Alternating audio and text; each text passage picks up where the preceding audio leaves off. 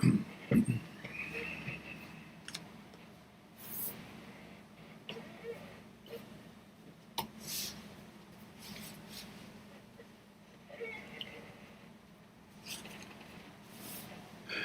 everyone, hope you're all doing well. What do we have here? What? Hatterges?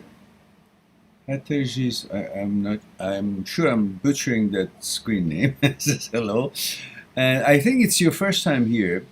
Do us a favor and give us the protocol, which is your gender, age, and where you're tuning in from. Like M for male, the 32 age, and I don't know, UK or India or wherever, Germany. It's just three little things. Please, everybody, remember to do that. That's the least I can know. I gotta know your age, I gotta know your gender, so it would be appropriate to responses. And so, who else? And Sazaf, Hafiz says hello, everyone. Please come up with the protocols. And Rogaara, same.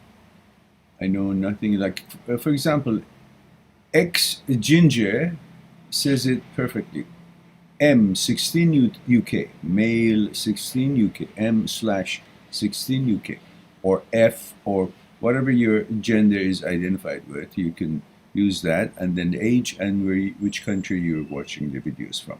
That gives me a little bit of background from you, and knowing your age is important. And if you're underage, I want to make sure if your parents know that you're here, that you're having these discussions with me, and to understand everyone that I'm not a doctor, I'm not a psychologist, I'm not a psychotherapist, I don't have any medical credentials. My research is based on my interest in movement of mind, movement of a psyche, thoughts, consciousness, the relationship between the two, fear, desire, ego, mechanical process, material process, order, things to do with our psyche, things that makes us tick. And then, of course, understanding the concepts that are interesting to me, such as OCD and the way the brain works, and the separation between brain, thoughts, and us. These are very important, which I've tried to include it in my videos as part of my research and interest.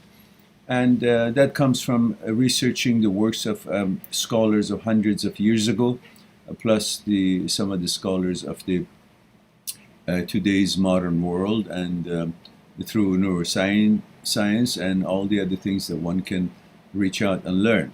And then my book is written based on my research again and experiences in life, and pondering and understanding what it is that I should understand, and that I've tried to share that with everyone through my books and through the videos. So if you need to talk to your doctor, please go and ask for your doctor to engage in that conversation and get their advice. Otherwise, there are no medical advice here. It's just what I can share with you on my personal base and research. Having said that, disclaimer, and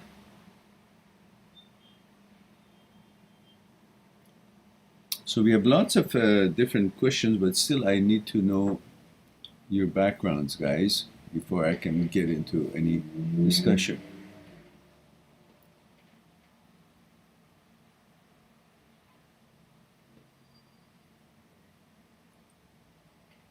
And Didi Berry says hello, sir. Hello, Didi.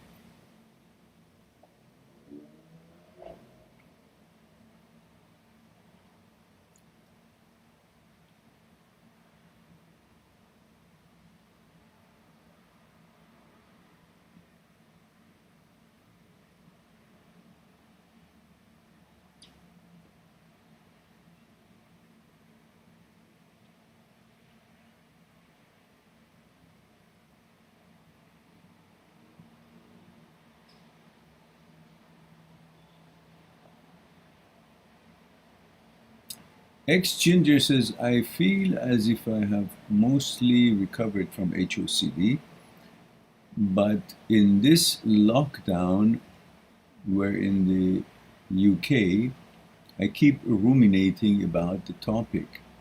I can't take my mind off of my sexuality, even though I have mostly overcome it.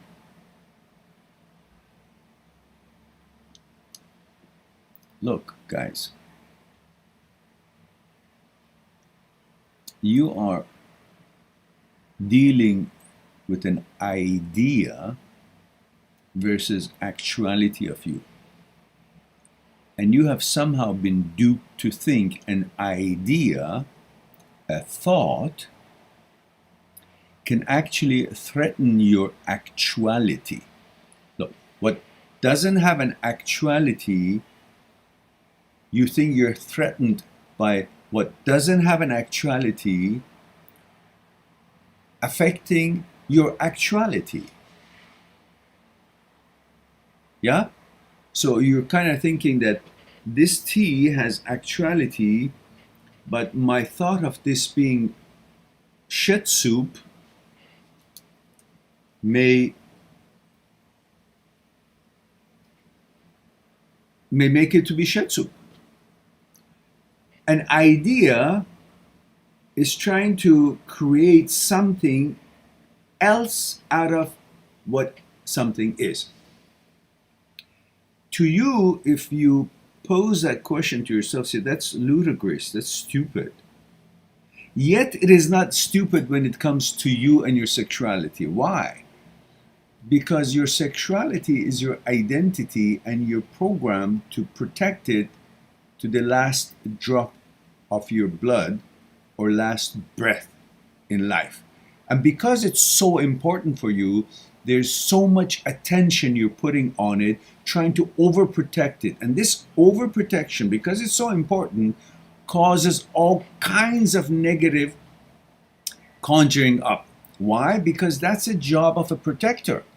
You cannot protect something if you're not thinking about negativity and attacks about it.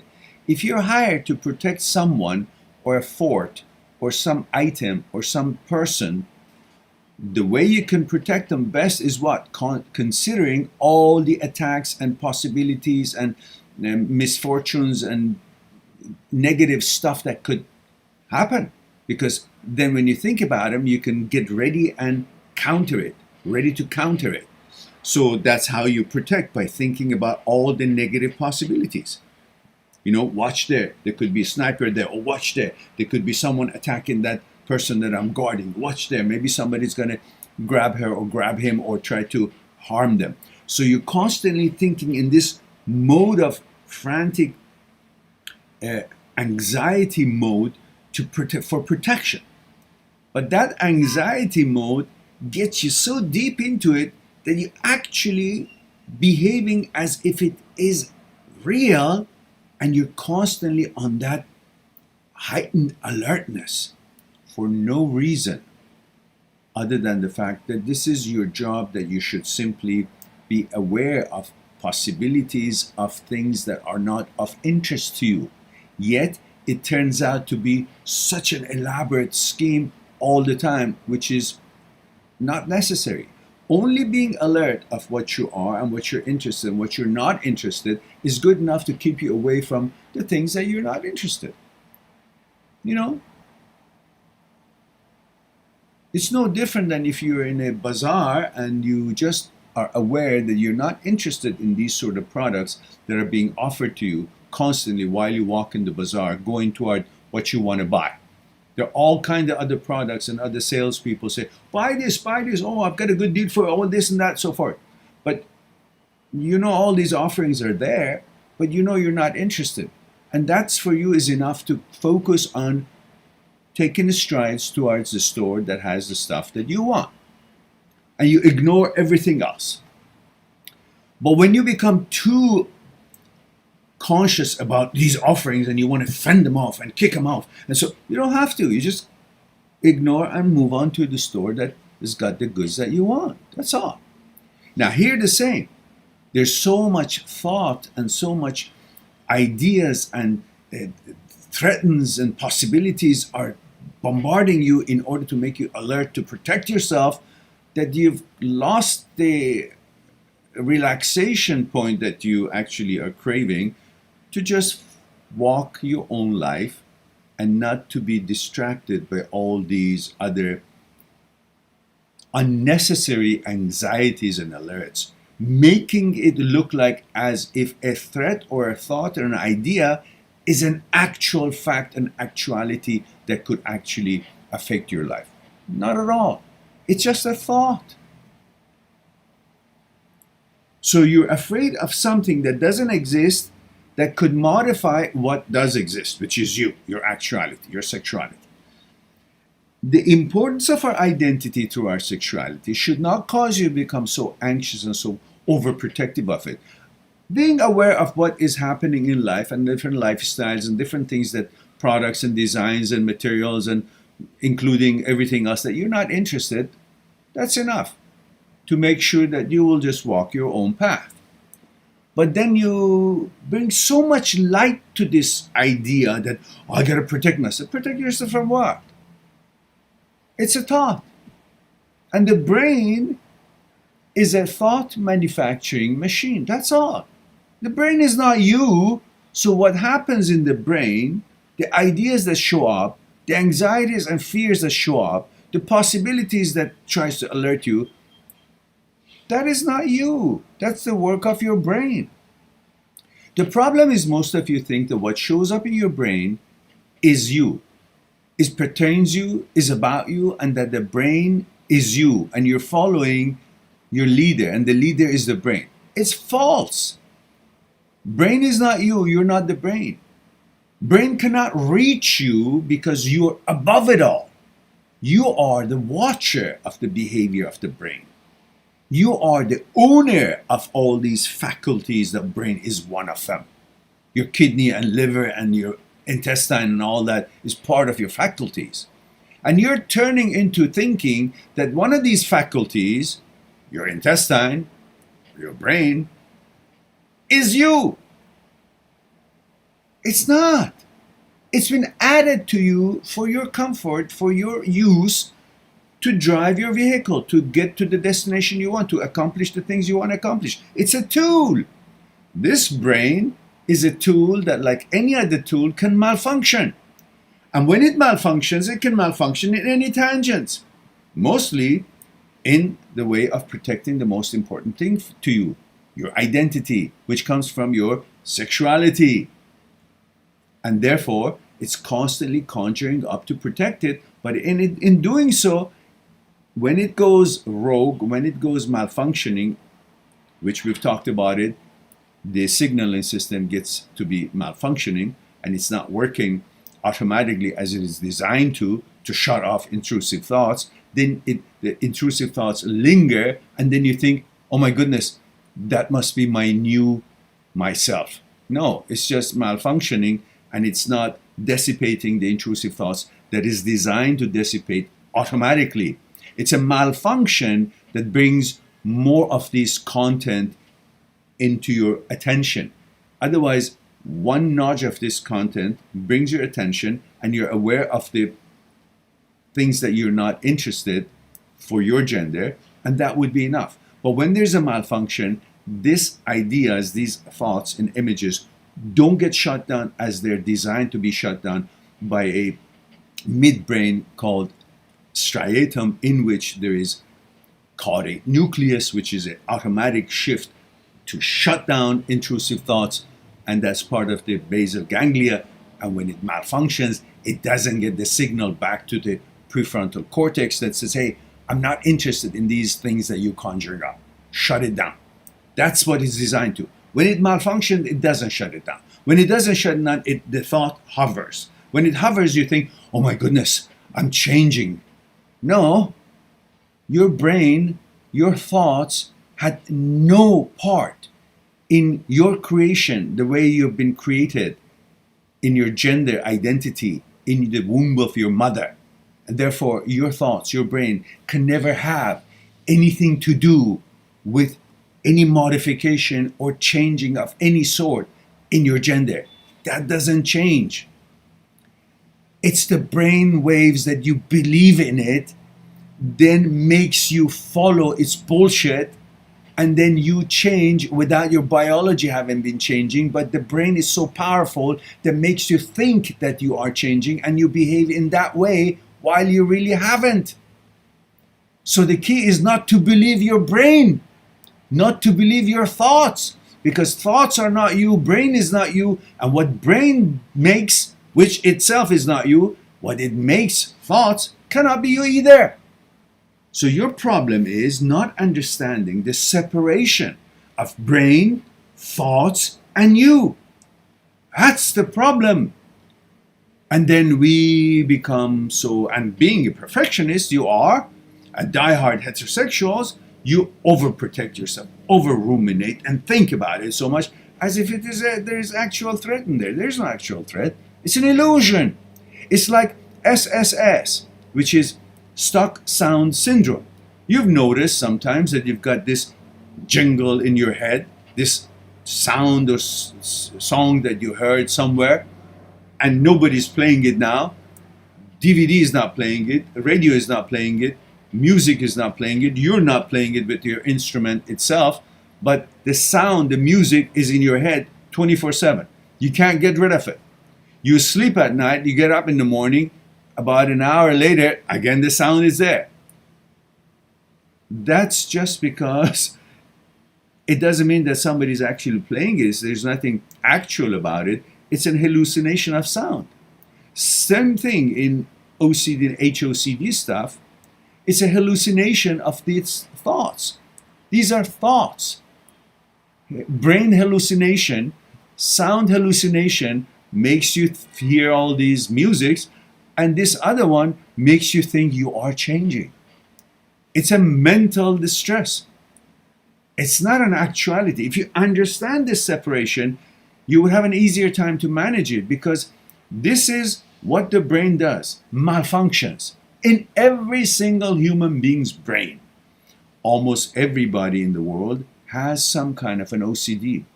And 100% of the people in the world have some kind of intrusive thoughts. There is no brain in the world that doesn't have intrusive thoughts. But when the intrusive thought shows up, in a person whose caudate nucleus is not malfunctioning, in the person whose anxiety level is not so heightened, so you notice the intrusive thought and say, oh, that's a nasty thought, and that's it. Caudate nucleus shuts it down, and you kind of get on with it.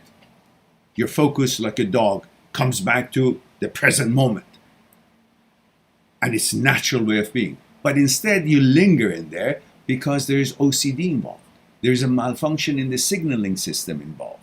And then you believe in the malfunction being your actuality, and you ruminate on that instead of just simply saying, well, there's a malfunction in the signaling system, and the signals are not getting to where they're supposed to get to shut these intrusive thoughts. But I'm not going to believe the intrusive thought just because it showed up in here. Because the possibilities are out there in the world, and the brain have become notified of all these different possibilities, products, advances, technology, designs, genders, and lifestyles. All of that information has seeped through the inventory of our consciousness, and the brain, thought manufacturing machine, picks up any of these information, not knowing what it is. Brain is not smart. It's the stupidest organ you got. It guesses things. It has no idea. Its job is to make thoughts. So that's what it does. Picks up any of these information that seep through your consciousness and makes thoughts with it. And then wants to think that it's the boss of you. But in fact, according to the experiments in neuroscience and neurosurgery, which was done in the 1930s and 1960s and 70s and then 2000 from different brilliant neurosurgeons such as Dr. Sperry, Dr. Penfield, Dr. Owen, and Dr. Leibet. These are all world known, and these are Nobel Prize type of researchers, that they have proven in modern time what was proven from the Aristotle time 1,000 years ago, that you are beyond the brain, and brain is not you, and there are aspects of you that the brain can never reach. Namely, in the process of vetoing and choosing, brain is not involved. There was an experience done by Libet, and Dr. Libet, neurosurgeon, which actually I believe he won a Nobel Prize for this discovery, did an experiment that I have it in my elaborate video called "Are You or the Brain is the You?" Are you or your brain is the you? Which one is you? In that video, I have described the experiences of the neuroscientists, these famous neuroscientists, elaborately in about 50 minutes. You will get lots of information in that video. I'll put the link up here a little later on. But Dr. Libet, what he did was he brought a bunch of people in the laboratory and asked them to record the time. There was a clock with sweeping hand. Record the time when they decide to push a button of some kind, some simple action, and then record it. And while they were doing it, he had connected electrodes to sensories to their brain to measure the electromagnetic activities in their brain. So when the experiment was done, that they were supposed to record when they decided to push the button, and then they went on and pushed the button. Well, not when they pushed the button, but when they decided to push the button. So then they looked at the records, and let's say this person showed that he said that he recorded that he decided to push the button at 11 seconds after a certain minute. And then Dr. Libet looked at his calculation and his records on that person when they were measuring the electromagnetic field and activities in his brain while he was doing this exercise. They looked at that exact second that he made the decision, that he recorded made the decision.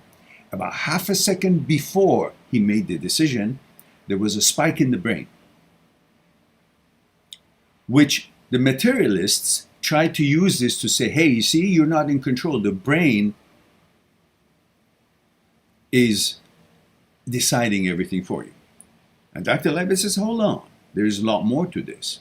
So in fact, it defeated the materialists who thought there is nothing but matter. And they were not understanding they were trying to defeat the whole truth of dualism, which today's modern science have now proven it beyond the shadow of the doubt. So what Dr. Libet says, okay, but listen what we did next. And the next exercise, Dr. Libet said to all the participants that this time, while he was measuring their electromagnetic activities in their brain, this time, when you decide to push the button, record the time, and then I want you to veto it. So I said, push the button. So no, I don't. I changed my mind. Then they measured the time that they vetoed the decision of pushing the button. They noticed that when the decision to push the button was recorded by the person, the electromagnetic measuring field showed that there was half a second before the decision was made, there was a spike in the brain. But when the veto of that decision was made by the person, there was no spike, there was no activity, the brain was shut. Meaning, in the veto and choices, brain is not even involved. So what's involved? That's you, that the brain cannot reach. And there is no activity when you veto or make a decision, whatever it is that you make a decision. Not the decision to push the button, but the decision to, should I exercise your judgment? Your judgment is beyond the reach of the brain. Brain cannot claim that it can decide for you, that it is you, that it can change you, because you have the ultimate power of vetoing and choices. The modern science, beyond a shadow of the doubt, through neurosurgery and neuroscience, have proven what has been proven 1,000 years ago by dualists, namely Aristotle, started this whole idea. And the scholars, hundreds of years ago, have proven that you're not the brain, and brain is not you. And in today's modern science and time, Dr. Schwartz, with his book Brain Lock, has talked about this topic of that you're not the brain, brain is not you. And they have discussed this elaborately, and through all these experiments by these brilliant neurosurgeons, beyond the shadow of the doubt, you're not the brain. And what brain conjures up, which is thoughts, can never be you, because you're not the brain to begin with. And ultimate power is in your hand through your vetoes and choices. If you understand this, then it doesn't matter what shows up in your brain. It's just a screen that its product being thought, it's shown there. But it's got no mandate, no deity, no meaning of any sort, because these things are irrelevant to you, and you know it because you know your preferences, your gender, how you've been put together, and that's not going to change. It's like walking in the street and other people utter some shit about you. That doesn't change you. It may annoy you, but doesn't change you. Same thing. Now this bullshit is happening by your own brain. Still is not going to change you, because neither one, those people out there uttering nonsense, or your brain, neither one is you. Neither one is you. They're not you, you're not them. Brain is not you, you're not the brain. You're you, and separate from the brain and beyond the brain, and in fact, the boss of the brain, because brain is just an apparatus. And you use that apparatus to make thoughts, to calculate things, learn things, accomplish things, design things. That's what you use the brain. It's a tool. But when you're not using it, it has its own way of using its own tool to conjure up shit. Conjure up things, because it thinks its job is to give you supply of thoughts, and then you decide. It doesn't know what it's doing, but it leaves it in your hand, because it's designed to do a job, like a donkey that is supposed to pull something for you. But where you want it to pull, what you're going to use those stuff that is pulling for you, it's your decision. So the brain is going to make thoughts and give choices for you to choose from. Not that what it suggests, it describes you or defines you, or it's how it should be. No, you have the ultimate power. You choose from all these efforts or the misfunctions that the brain does. Funny enough, it's very clear for you when any of your organs don't function properly, like your intestine is not removing, it's not having a proper bowel movement, and it's got diarrhea. You quickly recognize this is not normal, this is not me, because it's out of the ordinary, out of the way it's supposed to be functioning. But when your brain starts making nonsense, suddenly you say, oh, that tool, its malfunction must be me. It's like saying, when you have a diarrhea, it says, oh yeah, diarrhea, that's me. I like diarrhea. Diarrhea is normal. That must be me, because now I'm having a diarrhea. So whatever my organ decides, that must be normal for me. No. You clearly know this is not what you prefer. This is not what is right for you. You're not comfortable with it. This is weird. This is not right. So you do things to fix the diarrhea. But when it comes to brain, you think brain is you. No, brain is no different than your intestine. It's another organ.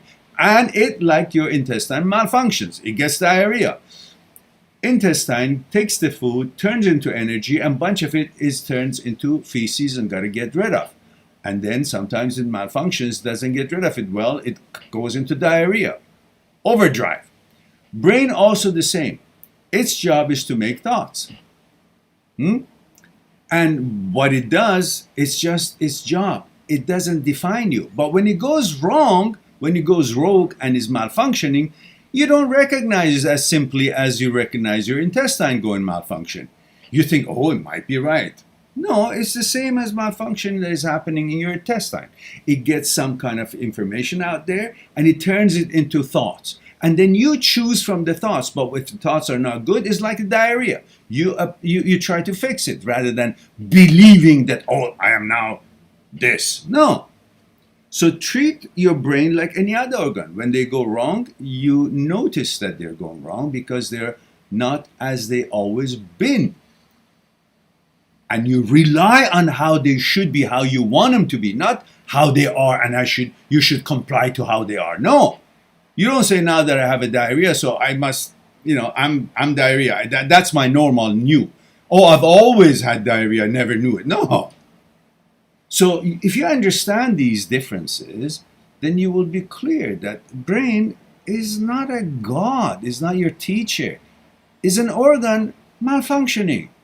Then you learn it's about anxiety, it's about fears, it's about protection, it's about the caudate nucleus not working properly as it should, and your behavior is supposed to come into the picture and do the automatic job of the caudate nucleus and start shutting these things down. How? By ignoring them, allowing thoughts to be there. Thoughts have a permission to be there because they are how we advance.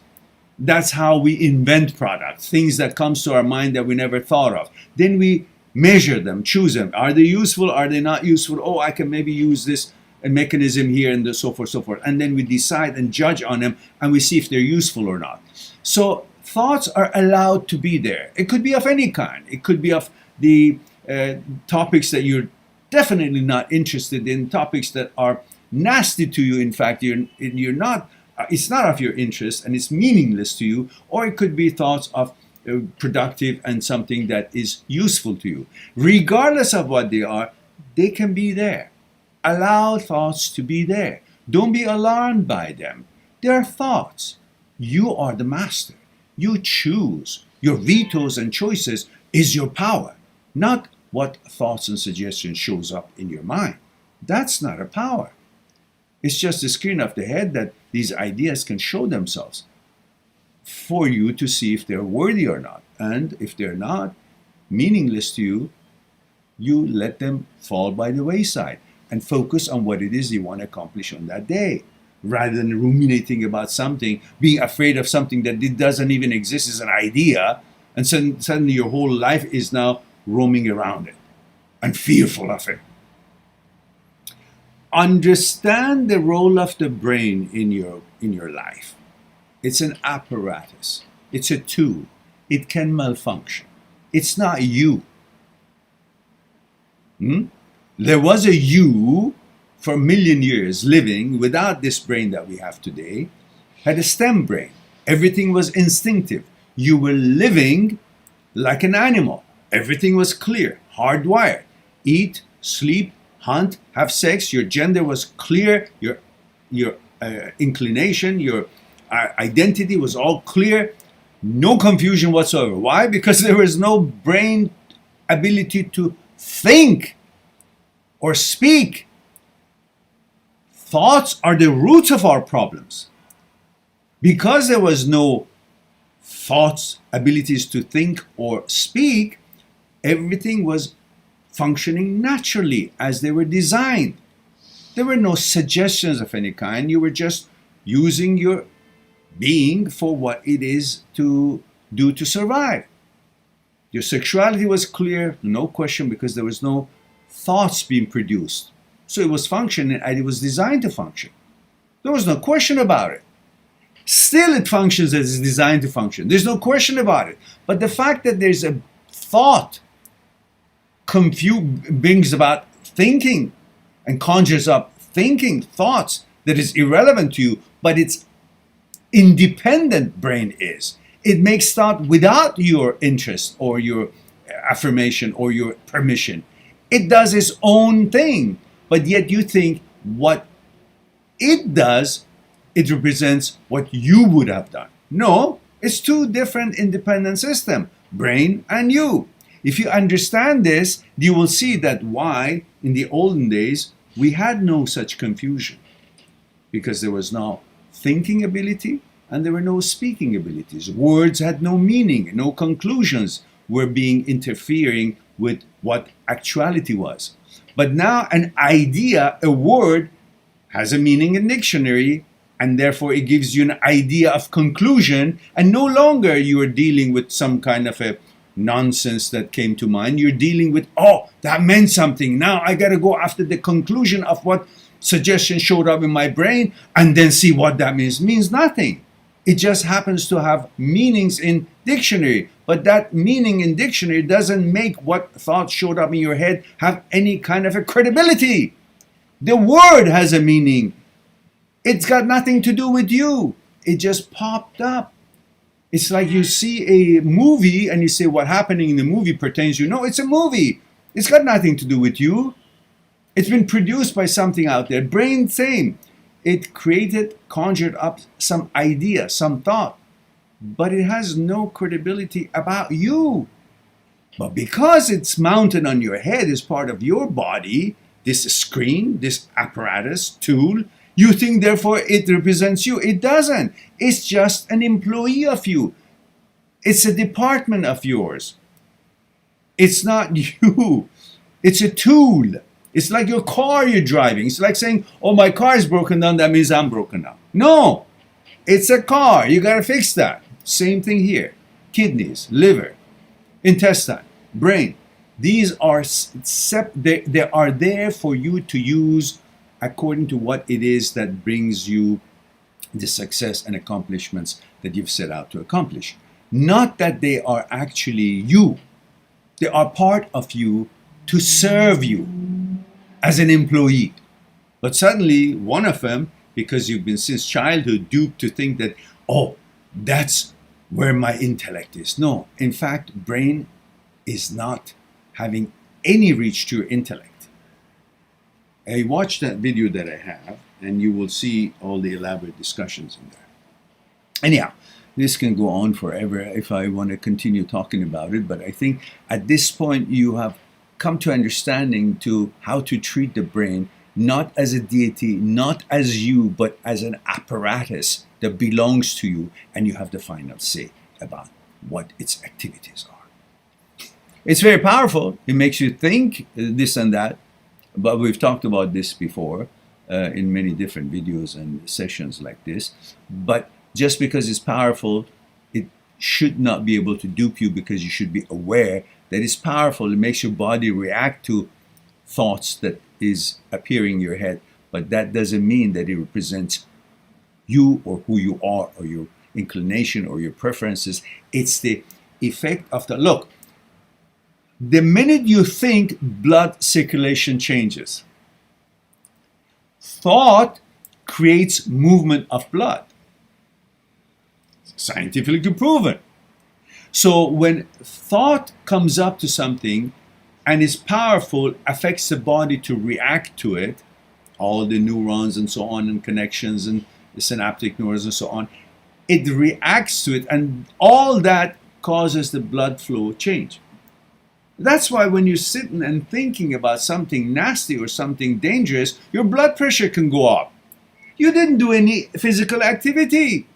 So how come blood moved? Because thought can generate circulation speed and rhythm changes, which in fact changes the heartbeat and so on and so forth, creates all these anxieties.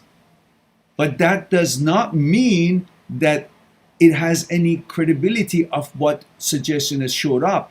It's your mechanism of defense, and the fact that thought creates emotions, and the emotions and the blood circulations are all connected.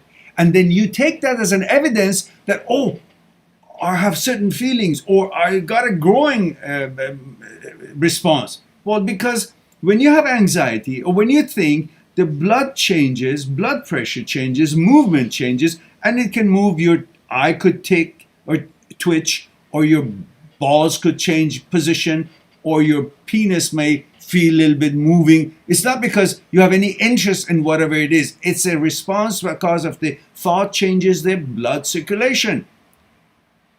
Anxiety makes a certain kind of a defensive postures or reconditioning or repositioning of your body. Body goes through preparation as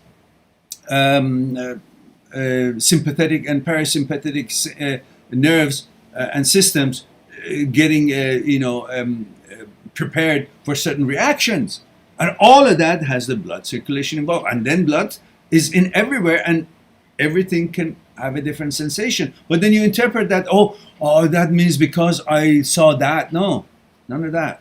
It's all thoughts, and thought has effect on the body. So don't mix them all up. All right, anyhow, jeez, take a break now.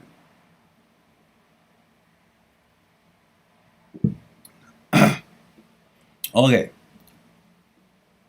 Every time I try to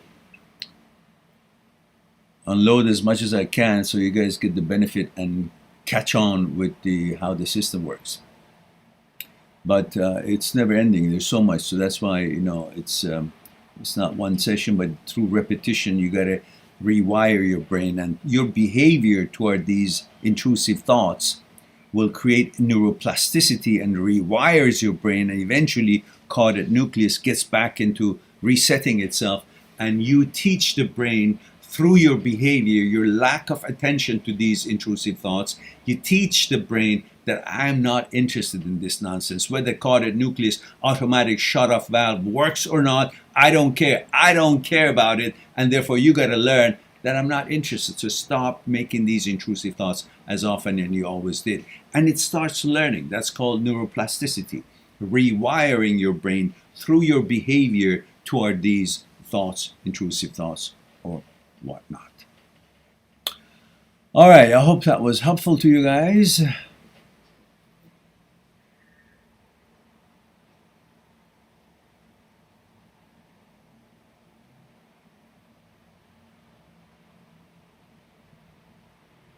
Rogara, I think I answered the question through the past 40 some odd minutes. By the way, when you guys leave some comment on some of the videos, it comes to my email as you have a comment on such and such video. So when I want to go to the video and see your comment and answer it, it's not there. So if you guys don't hear back from me, it's not because I'm ignoring your comment, because if you know, for the past 7 years, I have answered almost, if not exactly, 100% of the comments. Personally. Individually. Not copy, paste. Individually. So if somehow you don't get a response, that means look for your comment. It might not be there that you left it. And I don't know why. I have released the limitation of hold comments if it's inappropriate. I've released it so all comments could show, and I try to make that in every video so it won't censure it. But check and see. If you didn't get any response from me, check the video and maybe your comment is disappeared. And that's to do with the system and the YouTube, not me. But I've released all the holdbacks and stuff to make sure that you guys, it would reflect what you guys put in there. And Sazaf says, male 19 Algeria. Thank you for that, Sazaf. Chester says, male 27 Hawaii. Aloha, Meran. Aloha, Chester, dear. Good to see you. Good to hear from my hometown, Hawaii. I've adopted that place. Hopefully Hawaii adopted me too. Me and my son, we love Hawaii. And says, how are you doing? Well, I'm doing all right. It's a sunny day today, Chester. And it was just last night I was talking to my son, and I was visiting, and we were talking about Maui, and we were talking about great time that we always have there, and talking so highly about the whole Hawaii nature and the energy and so on. So it's always a pleasant thoughts about Hawaii. So aloha to you and all Hawaiians. And Chester says, I'm almost done with my orientation for my new respiratory therapist. Great therapist job. I just need to get used to working 12 hours. Oh, listen, it's fun. Don't think of it as work. Think of it as what builds your life. You're helping people, you're making money, and that's independence, that's freedom, that's amazing, that's being positive, that's being productive, that's wonderful. Dopamine all over it, written. Good, congratulations. I'm proud of you. And Ginger says, male 16 UK. Okay, we saw that one. Joshua says, how do you this intrusive thought? Well, I just said, you're focusing on what it is that you want to accomplish. You're focusing on the task of the day. You're focusing on what you want to be focused on your choices, and that's what you focus. And then that behavior, focusing on what it is that you want to focus on the present moment and the now, that will automatically give the signal to the brain that that sort of train of thought not interesting to me.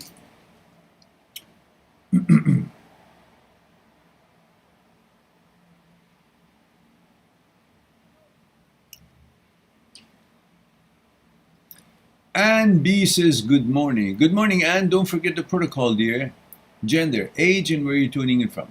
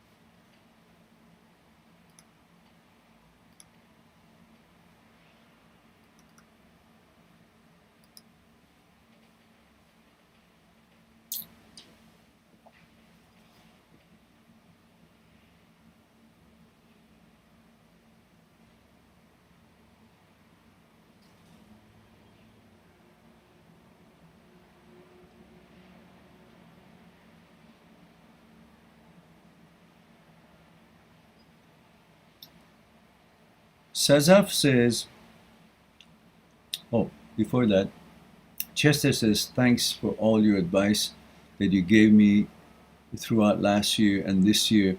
You're a true blessing in disguise. Thank you, Chester. I love you too. I love you all, wherever you are in the world, and I wish the best for you, and I do my best if I can make any positive changes, enlightenment of any kind, share any kind of information we could help you to stabilize and bring that natural confidence that you deserve to your lives and get you on your way to bigger and better things than worried about and being bothered by thoughts which are just non-existence but coming through the brain as brain having power to affect us negatively. So hopefully these discussions will bring about that power that you now naturally have and have forgotten about it and been bamboozled to think that the brain has the power but not you, while the brain actually is subordinate to you and is nothing other than a tool. And so hopefully these discussions have had a good positive effect on most of you and help you to be stronger as you deserve to be and have a happy life.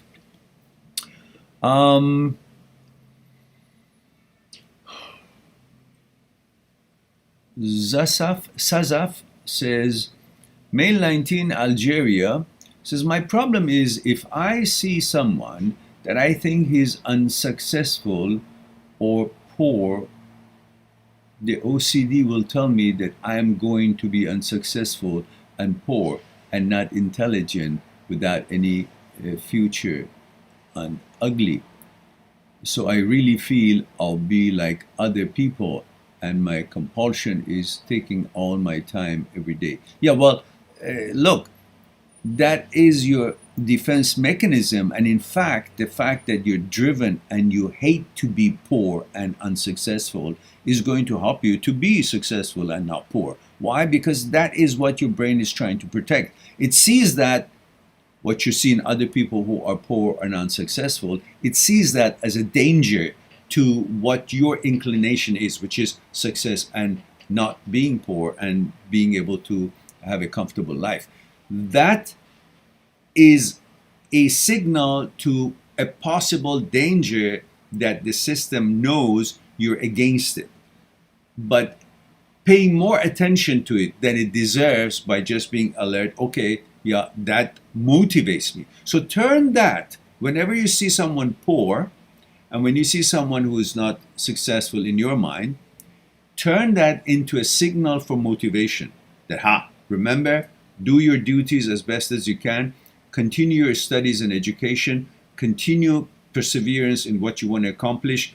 Doesn't matter if you don't understand the chapter, what it is you're studying, or the job that you're trying to learn. You continue it until you learn it, because that would be the motivation in order to make sure that you will achieve what it is you're out there to achieve, which is contrary and opposite of the situation that some other people of less fortune, that are poor, unfortunate, or unsuccessful have. So you use that as encouragement rather than a fear. You say, that's what I don't want to be, so I got to do better in what I'm doing. So you dedicate your time and your focus on what it is that you want to accomplish, and use all these things as encouragement rather than fear, because they are there to help you. They are there to guide you, to say, hey, don't slack off. Do what you're supposed to do. Do the best you can, and you'll be fine. That's all. You don't have to take their fortune or their misfortune as if it's going to be you. You're projecting their lives over to you, but you're an independent person. You're just supposed to learn. It's like saying, well, I'm looking at TV and there is a storm and tsunami somewhere in the world that this program shows. So this is going to be tsunami right here. Well, that's the effect of negative thoughts and intrusive thoughts that is going to bring what is not real into your life. And you're supposed to be aware of it and not to allow projection of something that you noticed to seem like as if it's going to happen here too. No, it's like going to a store and somebody's selling their products overly expensive and you say, oh, then I go to the other store, I'm going to have to pay overly expensive. No, it's your choice and your decisions. You see if it's not worth the price, you won't pay. You are in command. So when you see the poor person, it doesn't mean that the deity, the science says, oh, you're going to be poor too. No, you're in command. You say, okay, I see that. I don't want that. You make a decision on what you see. Not that what you see is going to be the decision that is made for you. You make a decision on what you see. You don't approve it. You don't like it. You make a decision against it, that I don't want that product. I don't want that system. I don't want that fortune. I don't want the life that that person that I see has. Therefore, I choose different. Therefore, I guide myself different in order to have a deviation from that what I do not like. So these are all encouragement. These are all show you and guide you, corral you to where you want to go, rather than thinking that is the deity and that is the mandate that is coming to you because you saw it. No, if that was the case, then why don't you become a millionaire when you just pass by a bank and you see the bank teller is counting dollar? You saw lots of money, so that should mean that you're going to have lots of money. It's all mental glitches. Neither when you see a pauper or unsuccessful person, you're going to be unsuccessful or pauper, nor when you see a picture or a movie or in actuality of millions of dollars being counted in front of you, that you're going to have $1 million in your bank 2 days later or eventually. It all has to do with your decision, your choices, and your efforts and perseverance in life to make sure what you don't want will not happen, what you do want will happen. Do your best, that's all you can do. No worries other than that whatsoever.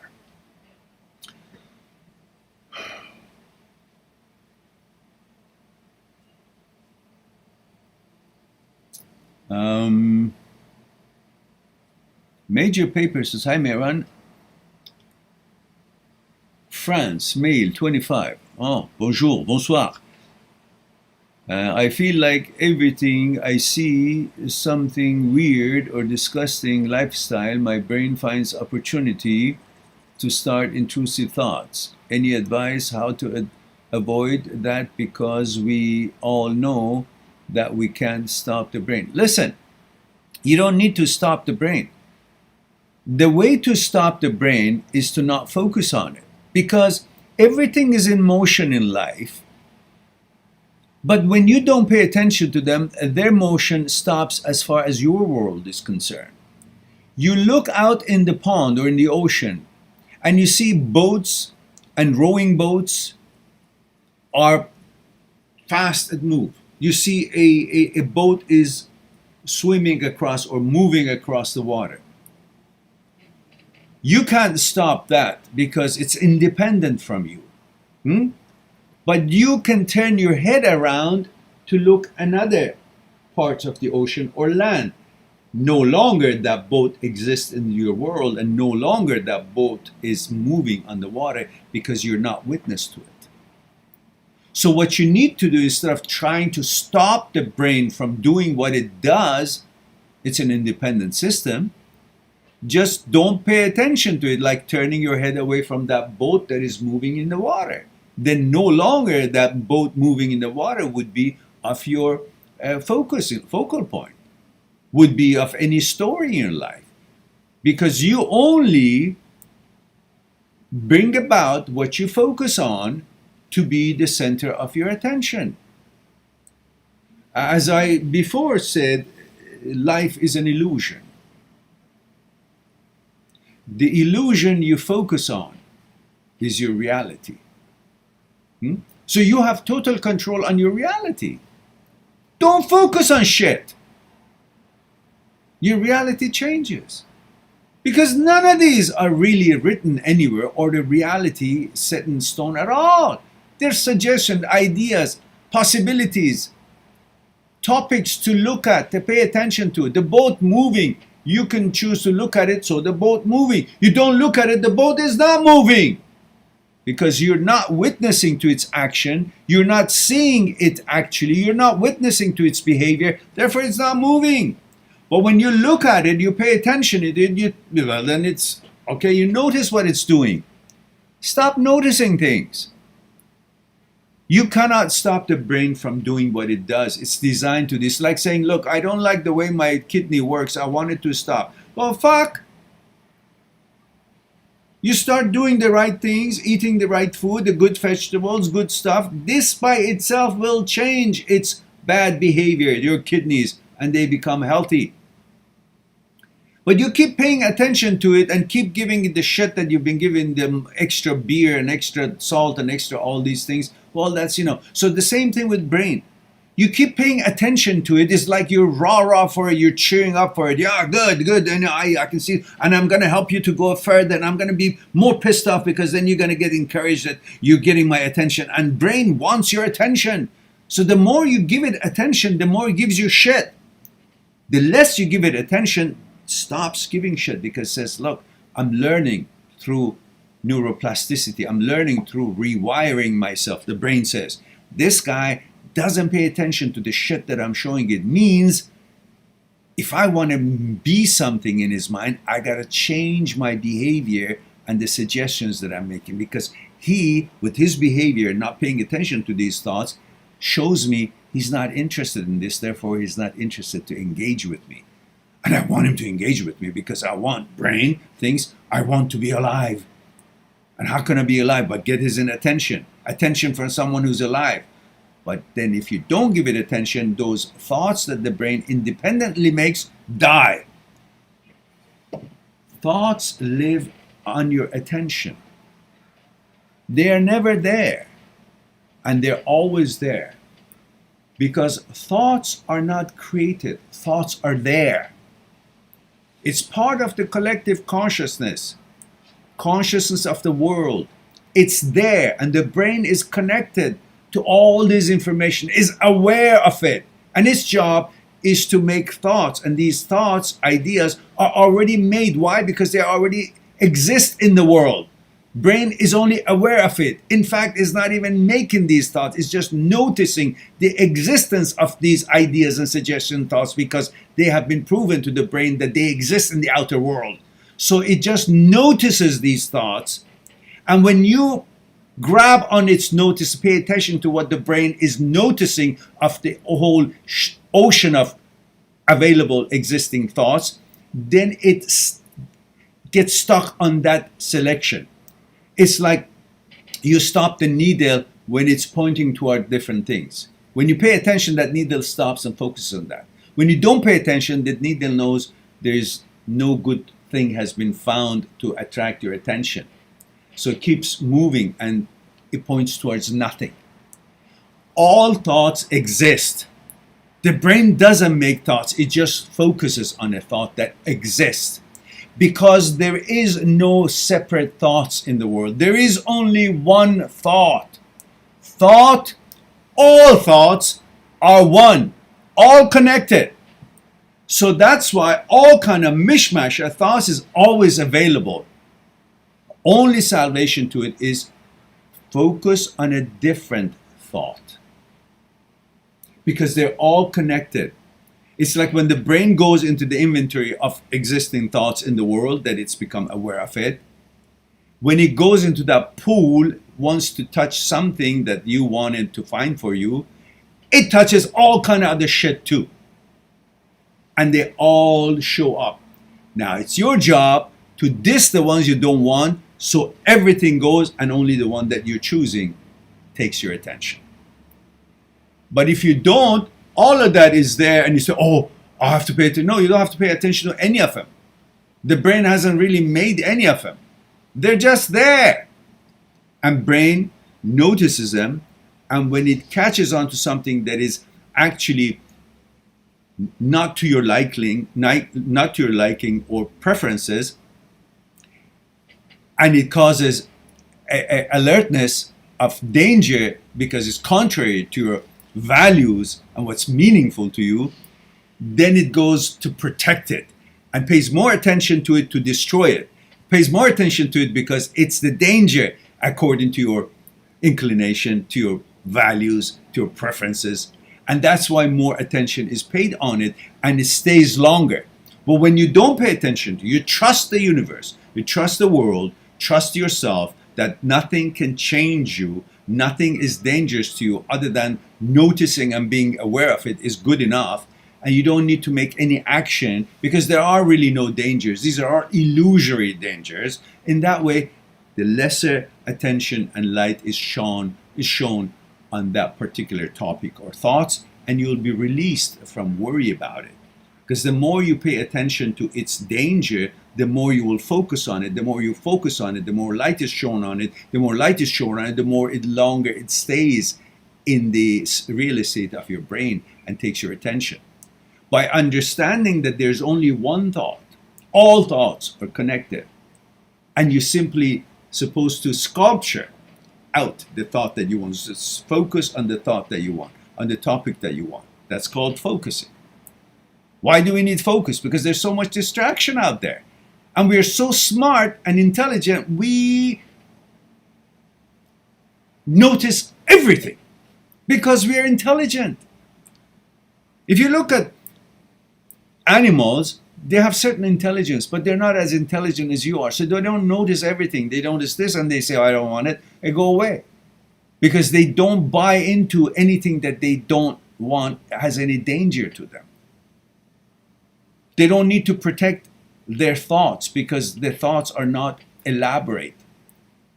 It's not like our sophisticated, all kind of detail and shit. It's just I'm not interested, and that's it.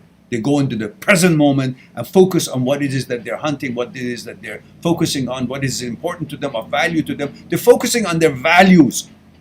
But what we are doing, we're focusing on what we don't want to get them off because we want to protect ourselves. I'm saying stop protecting yourself. Everything is okay. You don't need to protect yourself against something that doesn't exist. You don't need to protect yourself just in case. What if? There is no what if. There is no in case. You will know it. If there is a truck about to hit you, you will move away. If it's a a dangerous animal is about to attack you, you will run. But you don't have to keep thinking, oh, there's a danger, there's a truck about to come, so I should be constantly running or looking. No, no need. You will deal with it if it comes up. But there's nothing to worry about when it hasn't come up. You're conjuring up shit, and then you're reacting to the conjured up shit, which doesn't exist to begin with, but your reactions are real. You're reacting to something that doesn't exist, but your reactions are real, because the fear, it makes you, whether it's true fear or not fear, the body reacts the same way. So you create something that you believe it's a possibility, or it's out there because it's out there, so therefore it might happen, so I should defend myself, prepare for it from now. So you're constantly on the defense mode. Sympathetic system is constantly on the rush to protect. It's like a soldier is on guard and never sleeps. But there is no danger. Let the guy walk away and just enjoy his life. So you need to understand all these are illusory, and understand how it works and relax about it. It's a capability of your brain to analyze everything. But when it's analyzing it, it doesn't mean you should also focus on it. Let it do its job. And if it brings to your attention some shit stuff, say, no, the hell with it. I'm not interested in that. Go away. And that's it. You don't have to worry about it any further. And do your own thing. If there is a real danger, you will know. And you will deal with it. So, having said that,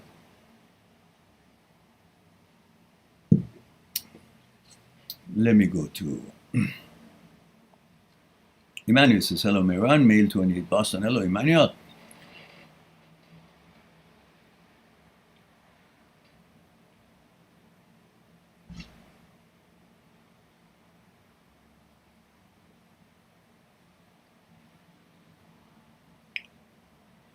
And where did I learn the concept of images?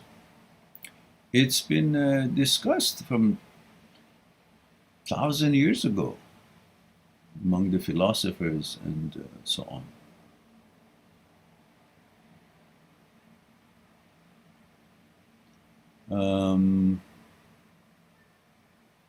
Alex says, hello, male 18. I'm straight and never once questioned my sexuality until 2 months ago. HOCD happened. Yeah, in this pandemic, God knows how many million of people have been hit with these sort of thoughts. I don't know what the hell is happening as far as any waves, any electronic waves, any bullshit, some kind of, or the fact that we are not as sociable as before. We're limited in socialization. So, in Aikido we learned the movement of mind and body and the coordination between mind and body. If you tie up the body, the tighter you tie up the body, make it immobile, the more agile and moving the brain comes, the thought process. So the more you make the body stable, the more unstable and moving, agile becomes the brain. So when you become less active in your normal socializing behavior and activities, such as all the routines that you were doing, mechanical processes that was filling your day. From the morning you wake up, have your tea or coffee in a certain cafe or wherever you go, as your routine was, on your way to school, taking the bus and talking to your friends, and going to school or going to job, doing to your activities afterwards, going to meet friends, going to the gym, going to cinema, going to the restaurants or sporting activities. All these were functions that you were ready and involved in all throughout your life. And suddenly they've taken all of it away, which means your physical activities have become limited, which means it's like you become bound, physically bound, shortened the reach of your body to do things. Your activities are enclosed. So what does that do? Makes the brain, because still the entity wants to be active, so it reactivates, it activates overly, makes makes your brain, your thoughts become overly active in order to protect what is happening. Protect you from what is, because what is happening is abnormal. It knows it. Your system knows it. Everything has changed. I can't do the stuff I do. And I'm still surviving. But my brain becomes more active in order to compensate the limited activities of my physical entity portion.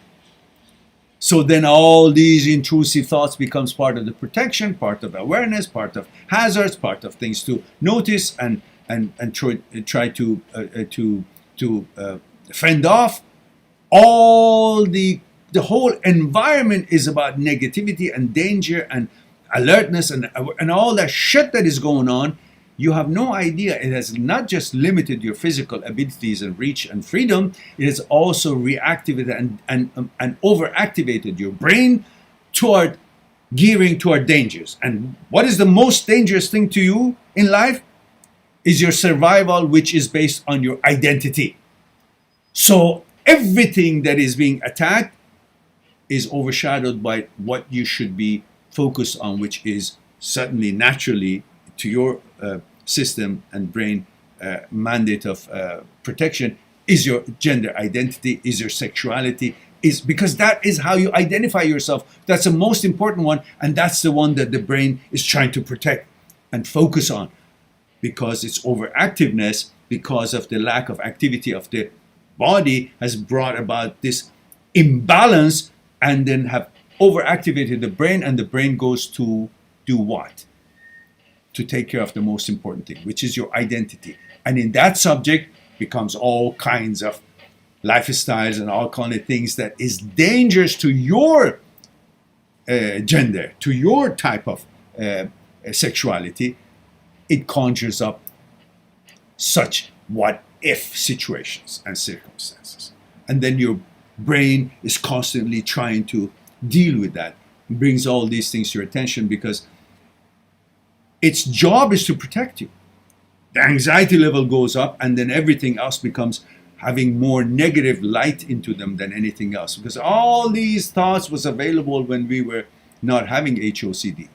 But we were not focusing on it because we were taking so much of our attention to many other things. Now there's no other thing but protecting ourselves, because the whole environment has become a little bit negative. To be aware of this behavior, it puts you at ease that there is no really danger happening to your sexuality whatsoever. It's just the reaction to the environment and the whole atmosphere of the negative energy and negative topics that is going around the world, and have made our bodies limited in their activities, and therefore the brain becomes over-limited, overactive, when the body becomes less active.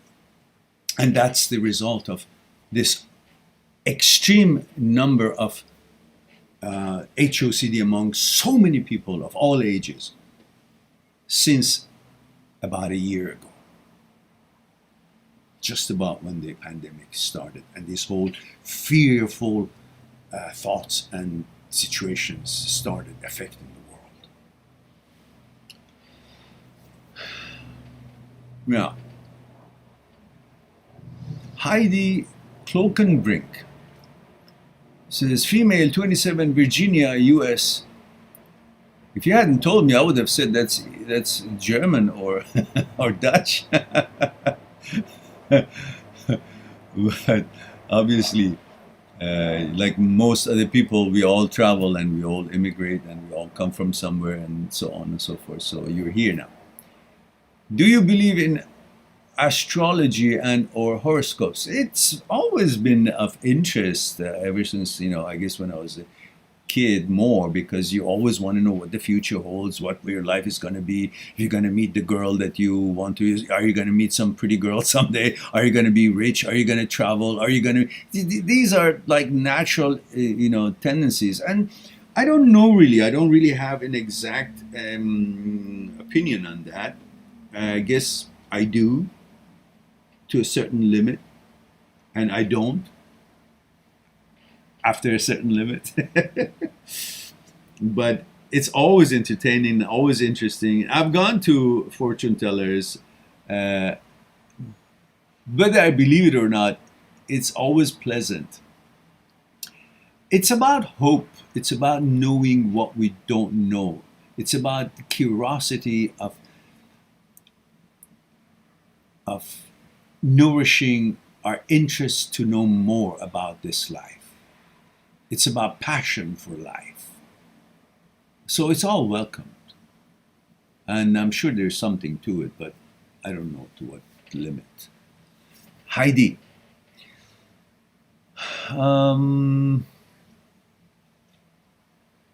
Guys, remember, if we cannot discuss exactly what you are interested or in more detail about certain topics that you're interested, you're always welcome to go on my site, mindthatseekstruth.com, mindthatseekstruth.com, and make an appointment on Skype to talk to me on Skype about what's concerning you. And usually with the new clients, if you make an appointment for 1 hour, I will throw in another hour. So we'll have 2 hours at the beginning to discuss in that session. So we'll be able to have ample time to explore what's concerning you one-on-one on Skype. Hopefully, many of you have had the chance to take a look at the site, mindthatseekstruth.com, and take a look at the table of content of the books that I've written, and especially I highly recommend Me, My Psyche, and I, the book called Me, My Psyche, and I. You can pick it up in print, which is expensive because its shipping is included and it's pretty hefty. It's heavy to ship. But you can also get the ebook version, which is 1/10 of the price, same number of pages, and it's very easy to. And if you choose that and it didn't download, don't panic. Just send me an email. I will send you the ebook via your email. And sometimes the browsers don't work and the link seems to be broken. So don't panic and just drop me a line and we'll take care of it. And also you have an opportunity to read the sample chapter. When you click a button, you can read a table of contents and also read a sample chapter and then pick up the book. That's a good book. You would like to read that book. So we have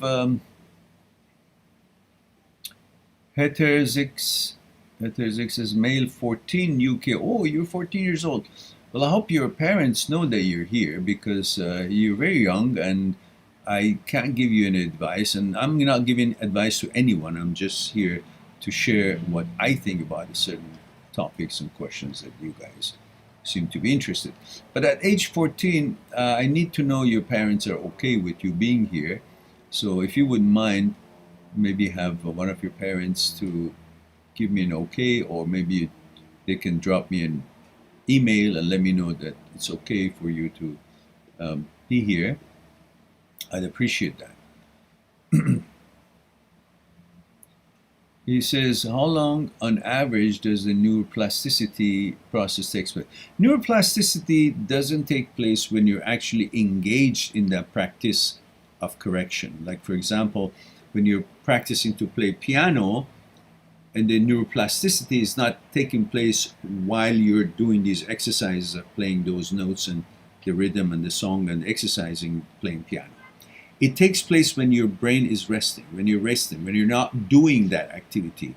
That's when it sinks in. It's like when you studying some subject and you read it and read it and read it and you learn it, but you're still not so. But then about a day or two later, when you think about the topic, it's very clear for you how to explain it and how to understand it. So it is important to sleep and it is important to rest after learning something, after practicing something, and after paying attention to certain things that you want to be good at. And that's when the neuroplasticity takes place. The process is this: when you sleep or rest, pretty much sleep, your brain shrinks up to 60%, and therefore it gives enough room for the glial cells to go and check out the synaptic neurons if they are marked, if they are used or not. And if they are not used as they were designed or they were connected to each other to use for making you good at something, playing tennis, soccer, or piano, or whatnot, if they notice that it's dormant, is not being used, then they will mark them with CQ1 protein. When then the brain shrinks at night, microglial cells go and find those marked synaptic neurons, bridges, and they destroy them. Because they say they're not being used, and we want to use them to learn something new. So this is a process of unlearning. When you're not using something that you used to be good at, when you're not doing it anymore, just as you're able to learn things, you also learn to unlearn them. How? By when you don't do them as often, then the glial cells mark them with CQ1, microglial cells, when you sleep, and the real estate of the brain shrinks. It has the chance to go and find those and then destroy them, so they're now ready to be used, those synaptic neurons, ready to be used for something new that you want to use them for and to be good at it. So that's how it works. And so and neuroplasticity is when actually the old ones are being destroyed because you're not using. So if an intrusive thought constantly shows up and you don't pay attention to it, and after a while they would be a candidate for being destroyed, those pathways that create ease of continuous repetitions of production of all these intrusive thoughts. So those synaptic neurons going to be destroyed because they're noticed that you're not paying attention, you're not playing with them. So that's why I say you ignore them, because that ignoring means you're not using the attention to entertain those scenarios that the brain, malfunctioning brain, is suggested, and then eventually that causes for the synaptic neurons connections to be severed by microglial cells, and then it will be ready and fresh to become part of your new paths that would help you to naturally ignore things and focus on the things that are positive for you. That's pretty much my understanding of it. How right it is, I'm not sure, but that's what the science of how to delete your memory concludes for me.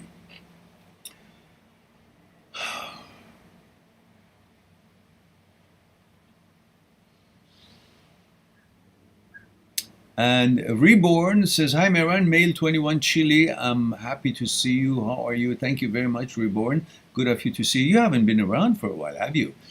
Pranay says, hello, Meran, 17, male India, finally doing much better. Nowadays, getting control of my life, enjoying the things I used to do. Thanks, tons. You have helped a lot.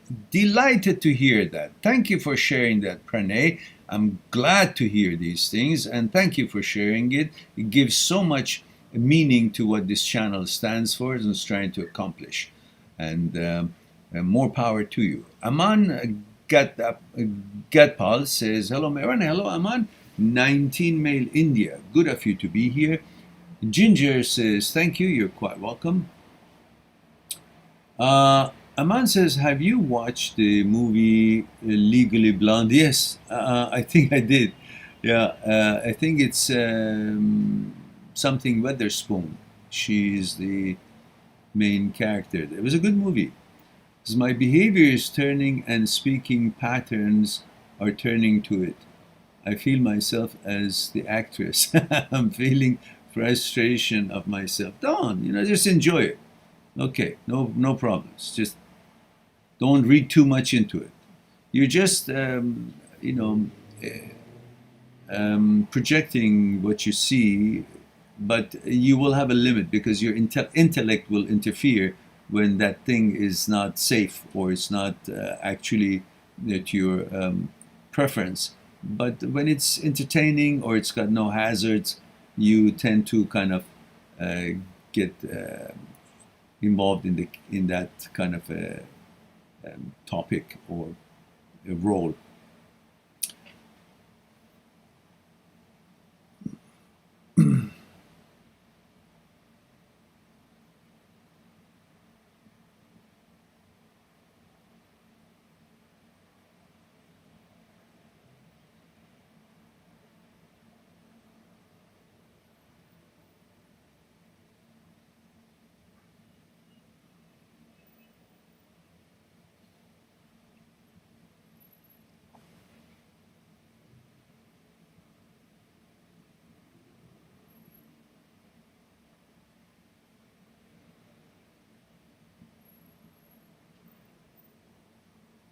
Yeah, you see, you think you're forcing because you're actually forcing.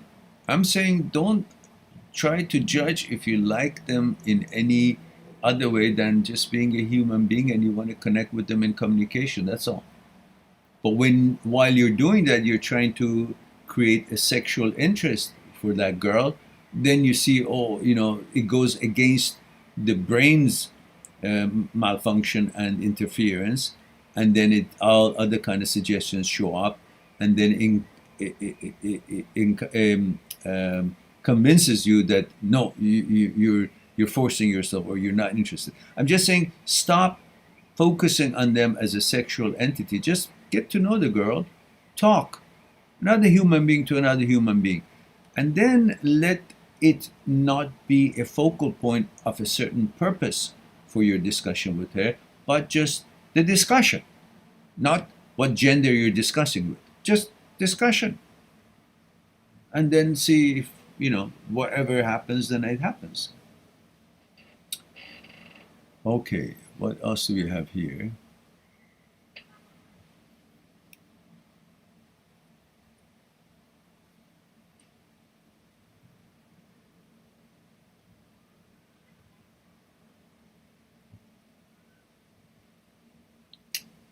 Fariha says, hi Mehran, my name is Fariha, South Africa, 20 years old.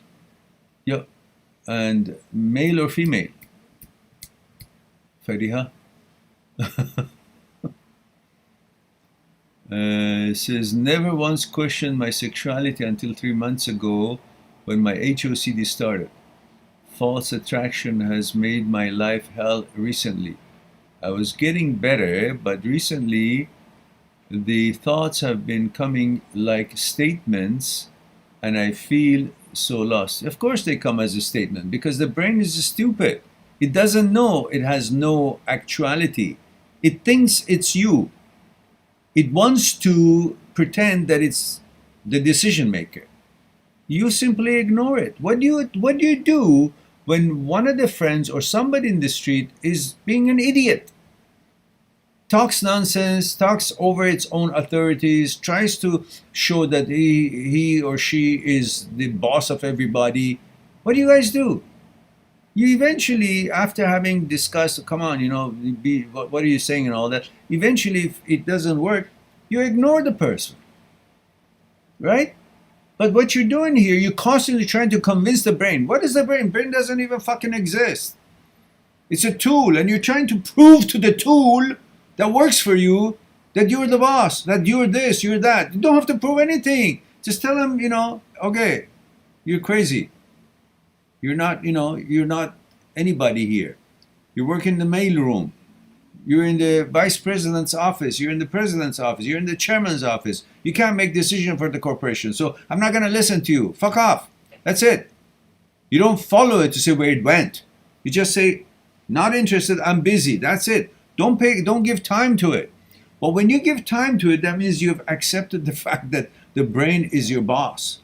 That you're working for the brain. That there was a brain and you were added to it. Rather than the other way around. That there was a you and the brain was added to you. The you and the brain are different. It's not just individually correct, it's also historically correct. We lived for 1 million years before we started having the sophisticated brain. We had only stem brain. There was no prefrontal cortex. There was no speech or thinking abilities until 40,000 years ago. So there was a me, and then the brain was added to it. Now you're taking order from this fucking brain. That is a tool. It's like you lived for 1 million years and you had no kidney. Somehow it was functioning, maybe half a kidney, and then you were given more kidney. So are you the kidney? Or the kidney works for you as part of apparatus, a tool to do the circulation and the filtering of the blood, cleaning the blood and all that. There was a you, and then these things were added to. You were not an ass, and then you were added to. There was you, and the ass was added to. Same thing with the brain. Brain is part of you. Brain cannot reach you. You're beyond the brain. There is a structure, existence of this sentient being, and then the apparatuses are added to it. Brain is one of those tools and apparatuses that was added. In fact, it was upgraded. We only needed what we needed up to 40,000 years ago. Just stem brain. Run, hunt, have sex, gender is clear, no questions about it. Inclination clear, no questions about it. Eating, hunting, sleeping, everything, gender was all clear, hardwired. But when the ability of thinking came to picture, and the protection, and the fears, and protecting of what we love, then all these negative thoughts, what if, in order to protect you, came about. So thinking and speaking capabilities actually in a way is working against us when we have these kind of glitches. These glitches are because we have the ability to think and speak. When we didn't, there was no problem of confusion of all these HOCD and whatnot. None. Whatever everybody was clear to the end. And it's still clear, only there is a interruption and interference, statics, suggestions, ideas that is not real, but is being produced and introduced by the brain, one of the entities in charge for your security. And when it's got OCD and malfunctions in the signaling system, it goes rogue and it becomes more pronounced. And if you pay attention to it, it's troubling. That's why just don't pay attention to it. Let the thoughts speak. That's all right. You're there. Your intrusive thoughts. I recognize you and I call you for what it is. Your intrusive thought. You're OCD. You're HOCD. You're not me. You're the brain. You're not me. I call you for what it is. I recognize you as being intrusive. I saw you. You're intrusive. I call you for what it is. You're the brain. You're not me. And then I focus on what it is that I'm supposed to focus. That's the extent of attention that you pay. No more. Don't data hunt it. Don't debate it. Don't try to convince it. None of that shit. Just understand your preference is not this and go on. Then that rewires your brain. Eventually, in repetition, after a while, it becomes less and less and it stops. And if it comes back again, you all know what it is. Welcome to human brain. That's what human brain is. We are not perfect. We are work in progress. We have glitches. Understand that. These are glitches. They're not deities. They're not changing your gender. It's just interference. No different than somebody says shit about you in the schoolyard or in workspace or when you're walking in the street. It's their opinion, but that cannot change you just because they uttered it. But what they utter has a meaning in dictionary, has a conclusion, and the problem is we focus on the conclusion and the meaning of what was uttered than something shit was uttered that I don't care. It's not of my interest. And that's the end of it. And that's how you deal with these sort of things. Until it learns, then complies and follows you rather than you follow the conjuring up and production of the brain, which is thoughts and all nonsense, irrelevant to you. Gauge every thought that show up against your values, your core values, your preferences, your faith, your inclination, your identity. You gauge these against these values that you hold sacred in your superconsciousness, in your gatekeeper, in your wise advocate. You gauge all these intrusive thoughts against your values, what's meaningful to you. And then that's it. If it's not measuring up, it's not lining up, let them drop by the wayside and you focus on what it is that you're supposed to accomplish on that day. That's how you continue entirely. Never get tired of it. That's your survival. You hold sacred who you are. And those values are supposed to be protected. And when they're attacked, you disregard and ignore the attacker because they have no threat. They're just blah, blah, blah, blah, talk. Bullshit. Don't fall for bullshit. All right. You know that. All right.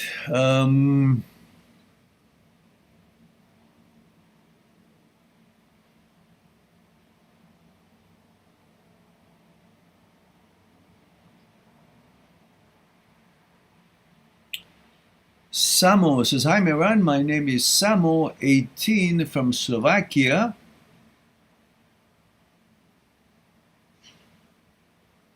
And I suffer from HOCD. I have a higher times in my life, I have a brighter times in my life when I just laugh on it, but when it hits, I try to tell myself it's just bullshit. But it always somehow finds something that will scare me, some feelings or whatever, and I always freak out and I keep overthinking it all. How can you make sure it's always just a bullshit? You don't have to make sure, because it is bullshit. What else can it be? You are questioning and making a observation that these are bullshit. The fact that you question and you see this and you call it what it is, it tells you that it's bullshit because you decided it. You see it as it is. If they were not bullshit, you wouldn't even question it. You would not have a question in mind. It's like somebody calls me, says, hey, you're heterosexual. Yeah. There's no thoughts about it. That's the end of it. Why? Because there's no objection. There's no contradiction. The awareness comes when there's a contradiction.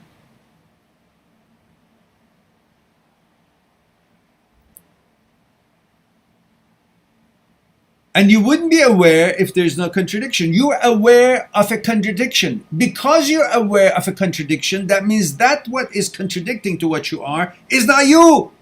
Otherwise, there would be no awareness of it. If somebody calls me heterosexual, there's no contradiction. There's no awareness. There's no alert. Because it's true. That's what I am. I like it. I am. So if there is a contradiction, that means I alarm that contradiction brings about awareness. That awareness is the alarm, is your questioning, is your discussions that you're having. That alarm, that discussion means there's an awareness. Why is there an awareness? Because there is a contradiction. The thoughts of HOCD, if they were not contradicted to you, your gender, your identity, there would be no awareness. And there would be no reaction to this awareness. There would be no questions. There would be no topics to discuss. The fact that there is, it shows you it's all bullshit. Because it's contrary. What's contrary? It's your answer. If it's contrary, then you have no worries. If it wasn't contrary, you wouldn't be talking about it. There would be no awareness. Because there is an awareness, that means it's a contradiction. When there's a contradiction in your mind, you understand the contradiction, you talk about it, that means that's not you. If it was you, there would be no contradiction. There would be no awareness of the differences here between what you are, what's been suggested. And because there is an awareness of that, that means that suggestion is different than who you are. And that is all there is for you to know. Therefore, there is no danger because there has been an awareness. And the awareness comes from contradiction. And contradiction is there because you are not what the brain suggests. Simple. God damn it.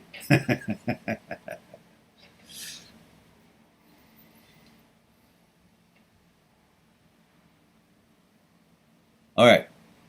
I suggested that I'm looking for 10 or 20 people to be on Zoom with me who are dealing with HOCD so we could talk about it. And I want to suggest to you a certain way of mechanism that could help you and to see if that is as effective as it's been for other people that I've suggested to. So I want a study group for what I have devised or come up with. It doesn't involve any deep psychological thing or any medicine or any suggestion of any a diagnosis or anything like that. But it's a way of dealing with this using my research in quantum physics and understand that it's the same principle in the brain. And I thought I share that with you guys. Maybe someday I make a video of it, make it easy if I don't have enough participants. But I haven't had any but one person so far. So if you guys were interested and we have enough people who would focus on that, then we could allocate a certain time on it. And then we'll do that. But in the meantime, maybe eventually I get my act together and make a video on that and see how many people will enjoy it and get benefit from it, because it makes sense to me. And it's been helpful, and logically it's very sound in my opinion. But I need to see how many people can actually enjoy and see the benefits, and then that's how we can come up with something, right? Other than what we've discussed here.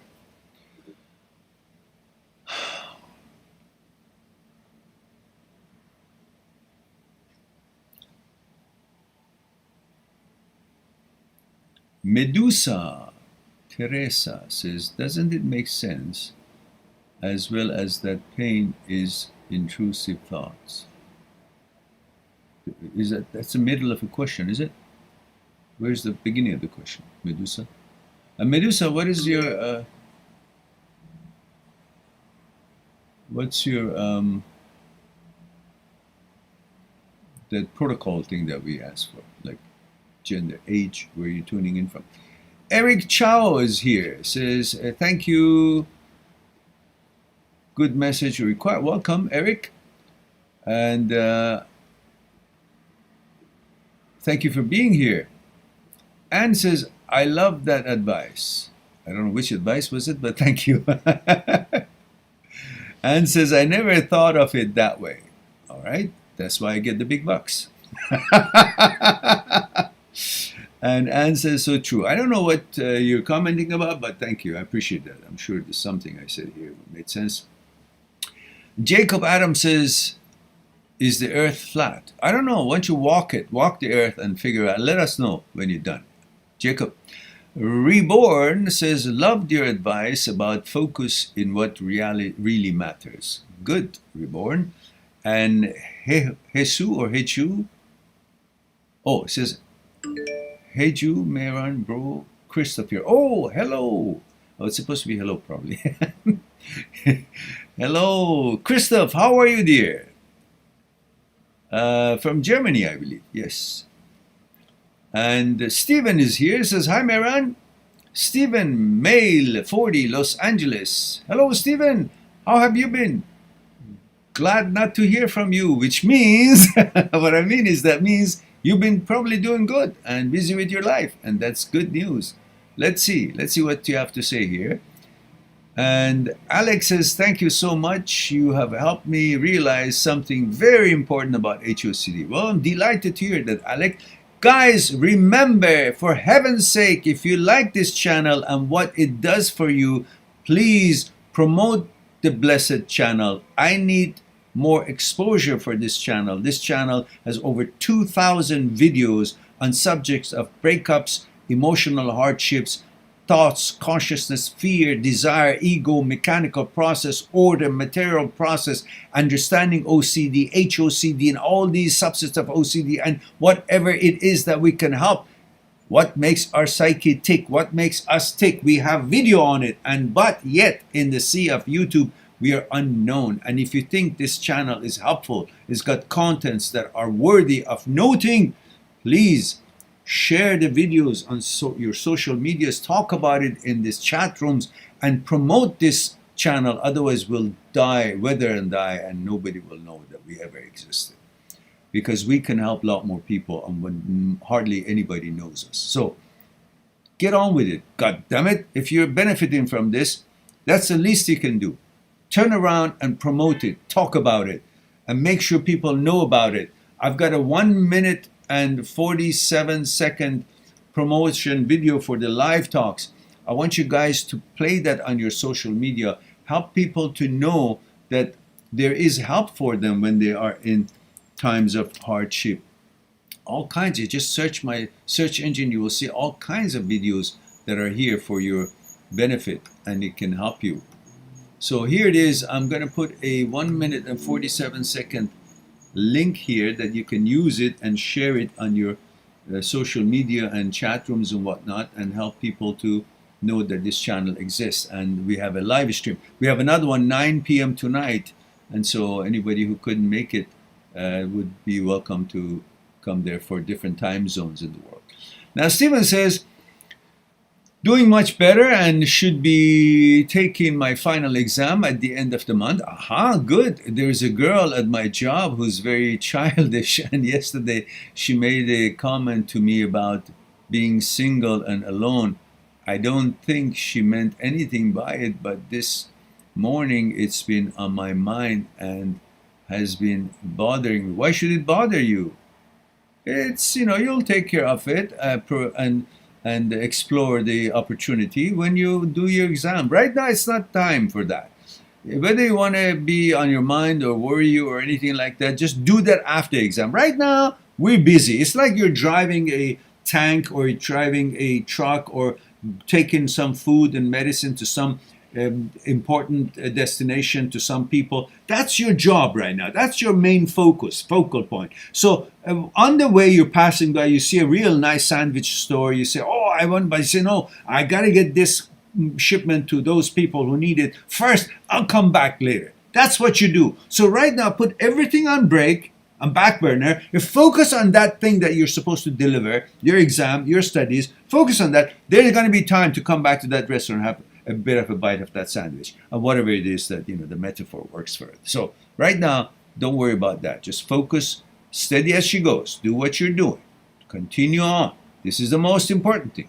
That's actually helps you with many ways. Building your life, accomplishing what you want to accomplish, feel good about yourself, bring confidence, bring more money, better work, and at the same time, it brings the girls as well. You can be sure of that. Part of the whole thing is about being able to provide comfort, and women, regardless of what kind of a career they themselves have, what kind of money they make, they also want their man to be able to provide. And so what you're doing is actually, it's not studying to get a higher job, it's actually you're hunting for women. Look at it that way, you'll be more motivated. Eric Chow says, very grateful to what you share, very helpful, glad to see the live while I'm in UK. Oh, wonderful, Eric. Good of you to join us, and thank you for the kind words. I'm delighted. Again, I apologize for the delay for your books, and I'm delighted that it was sent yesterday, was it? And I know that you responded to my email giving you the tracking number. And so, again, you are welcome to join me on Skype, as I mentioned, for your complimentary 30 minutes discussion with me at your convenience. And again, hope that the books get to you in one piece. Alex says, one more thing. What do you recommend to deal with HOCD? How can I reduce these thoughts? Alex, I discussed it specifically on this live stream today.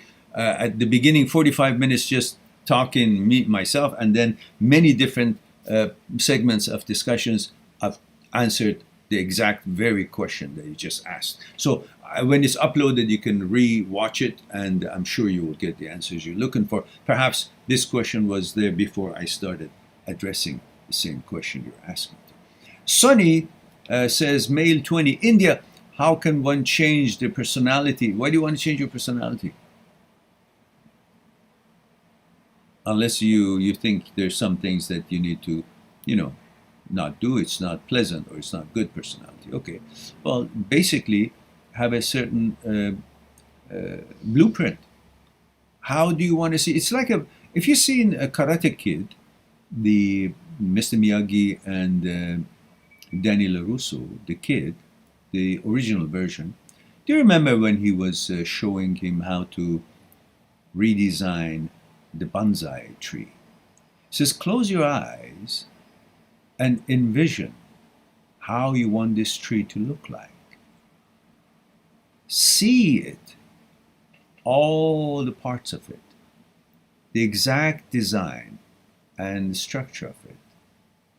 And then based on that vision, open your eyes, start making the little modifications, and turn the bonsai tree to what you saw it to be when you had your eyes closed. So have a blueprint of how you want yourself to see, how you want to negotiate life, what kind of life you want to have, and then bring that, what you envisioned, bit by bit, slowly and surely, to fruition. When it's about studies, then you do what it takes to do your studies better. When it's your job, then understand what things are involved and what steps you got to take in order to bring about the better results.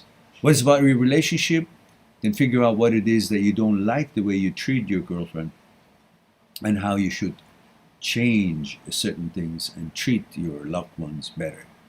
Whether it's your family, your relationship, however it is, you have a blueprint and follow the blueprint as you envision, and then follow that to bring it into your reality by necessary steps to modify that bonsai tree into the energy, how it touches the life itself, how it communicates and interacts with life, how it interacts with other people, how you will turn the image you have of yourself in your mind to be more pleasant because of the actuality of it, and not just being an image in your mind, but in fact the actuality of you is going to turn that image into who you are, because you have figured out what you want yourself to look like, what kind of job you want to have, what kind of activity, what kind of friends, what kind of personality, what kind of tolerance,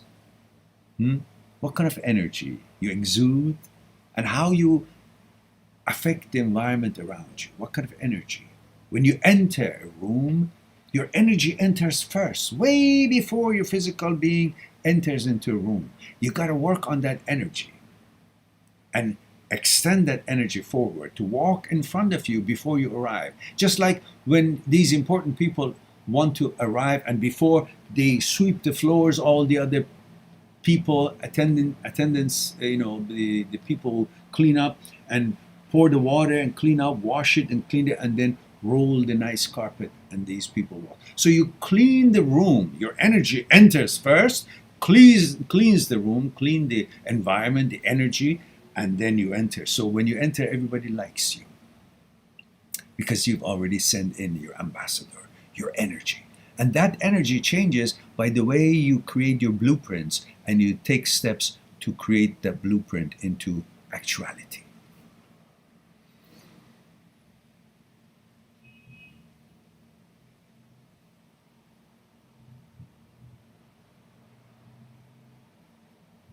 He says, how can one change their personality? I hate being a chatterbox and sharing too much of information. This is one of many personality traits I want to change. Well, remember, you always like a person, or at least you think they are such a good people because they don't talk much. Because a human being is kind of gravitates to some kind of a mystery. That's why you kind of like the girls who don't talk much, because you don't know anything about them. And when you don't know anything about them, you want to know about them. Then they become more interesting. So start understanding why you don't want to be a chatterbox. Not that I want to stop chattering, but why? The reason is you become more interesting when there is less known about you in the eyes of your friends and other things, or perhaps girls that you're interested in. And for that reason, that motivates you to stop talking so much. Because you're trying to get affirmation, and you're trying to so excitingly get them to like you. And you think when you talk a lot, they will get to know more about you. And because they know more about you, then they will like you. Yeah? But it's the other way around. The more you talk about yourself, the more you will like them. There was an exercise done in a communication class, 101.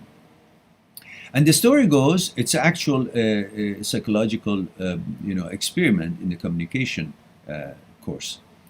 And they had a person A sitting in the room alone, and nobody else in the room. They send in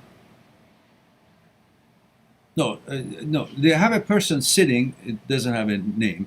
Have a person sitting in the room alone, and then they send person A, number one person, into it.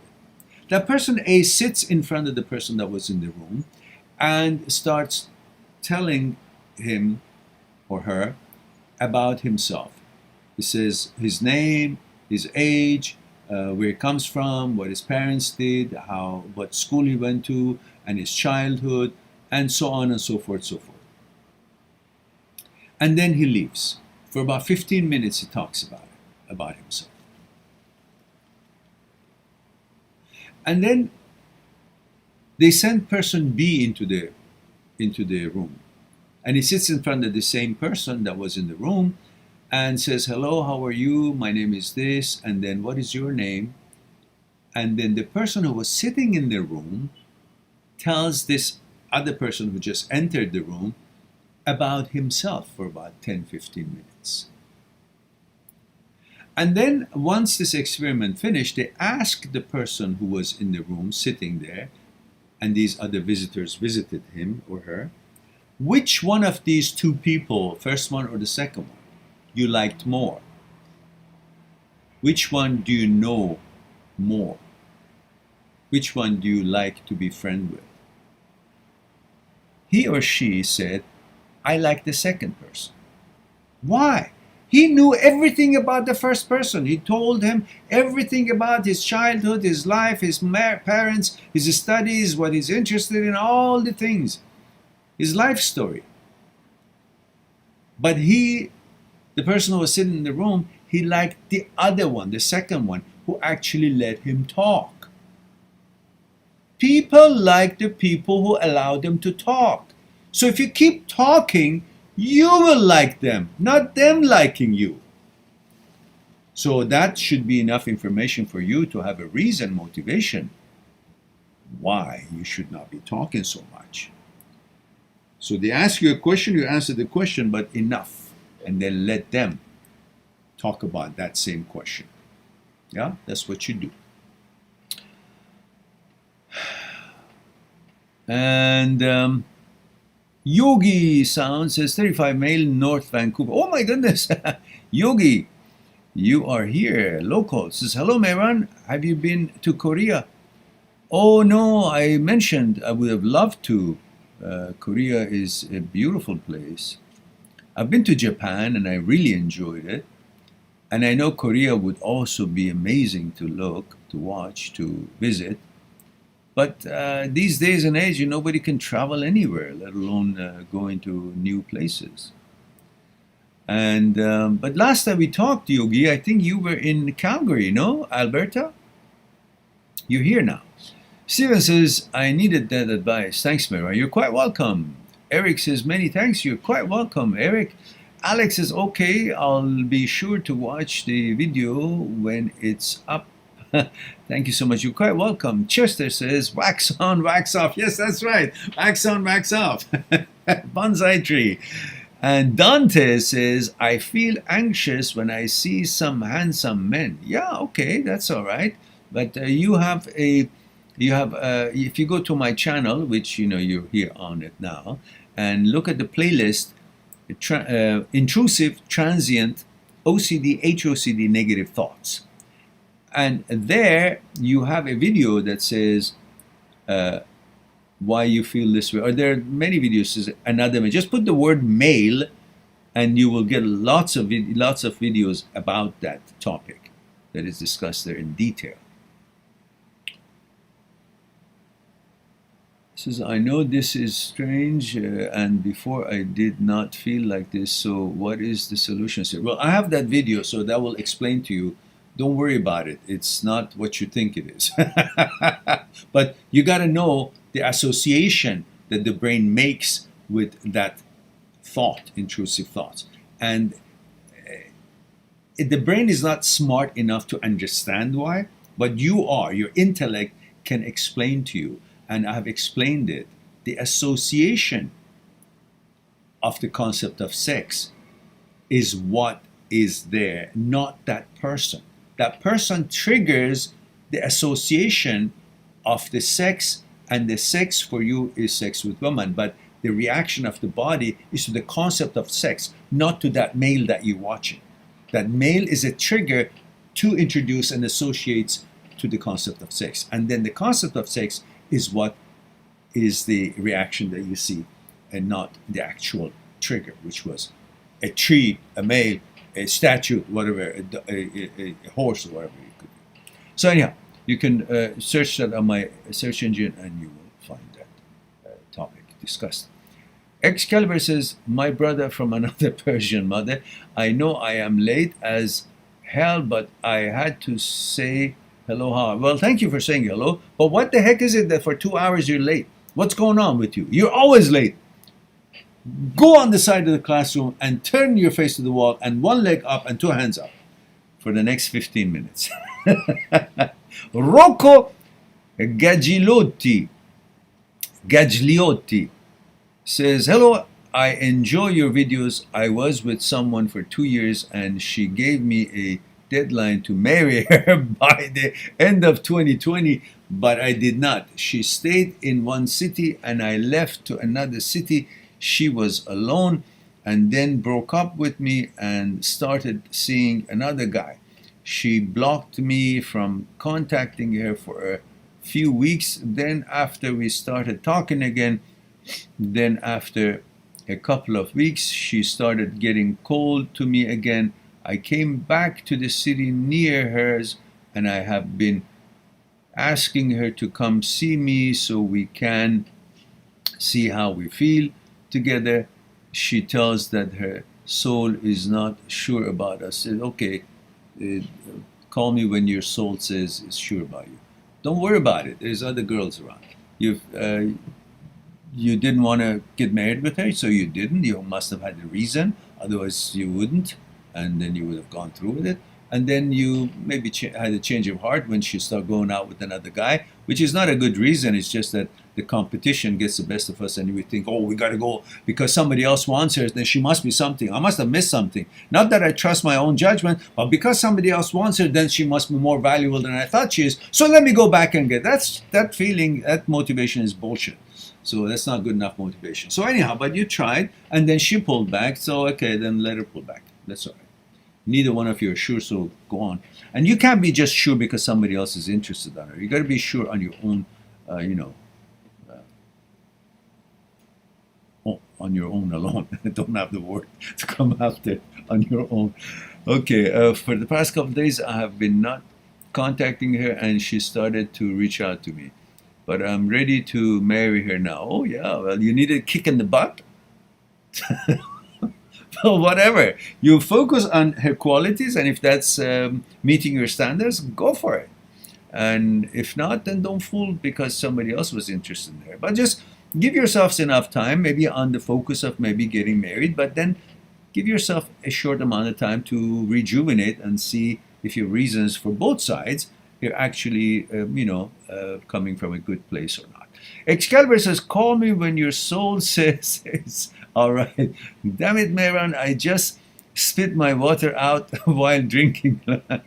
Yeah, well, Rico says, how do I get over her?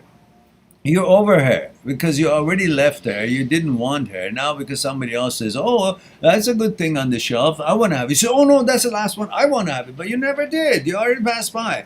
Stick with your reason. You must have had a reason for it. But if you really think that she's that good now, okay, then reassess again. But, but if you want to get over her, well, you're already over her. You already are capable of doing it because you did it. You moved on.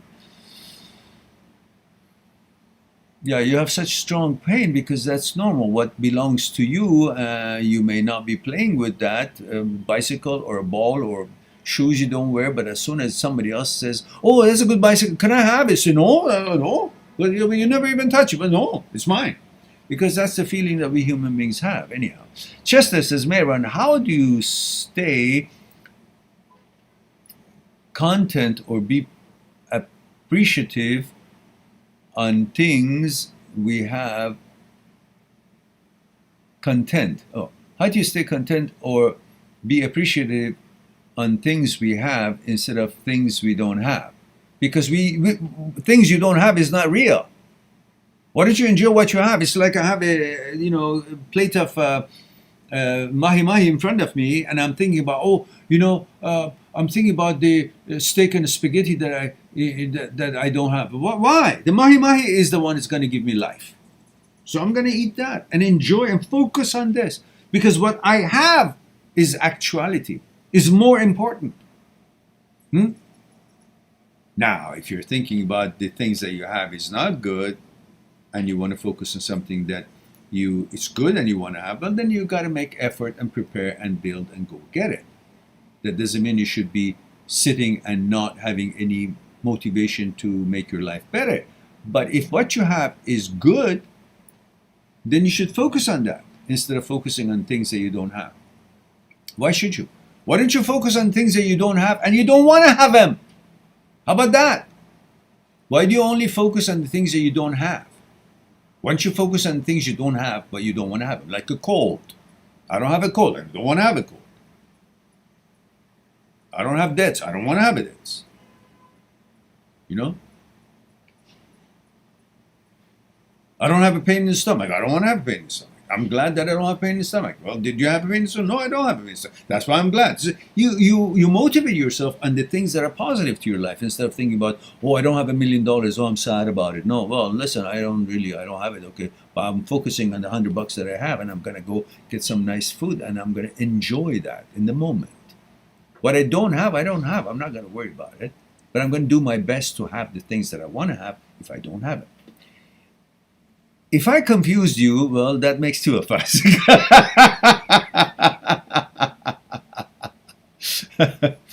Says a lot of people want the next best thing. I want your insight on this matter. Thanks. Well, the next best thing is not here. What is here is the best thing. I don't care about the next best thing. I'm caring about the best thing. And the best thing is what I have. Because that is what's real and what's going to give me pleasure. That's what's going to help me. I remember my mother said, my brother and I, when we were in England, on summer we traveled. And one of the places my mom took us, we were kids. I don't know, I was maybe, 5-year-old, 6-year-old. And she took us to a toy store. A big department store, and they had all kinds of amazing toys. And one of the toys, of course, I liked guns. Every boy likes guns, I guess. And though these guns, have little things you put in them, they could actually fire out. But anyhow, there were different things, and I bought something, and my brother bought something else. And I think she bought something. My brother's, what he bought was maybe better. But this is what she said to me after a while.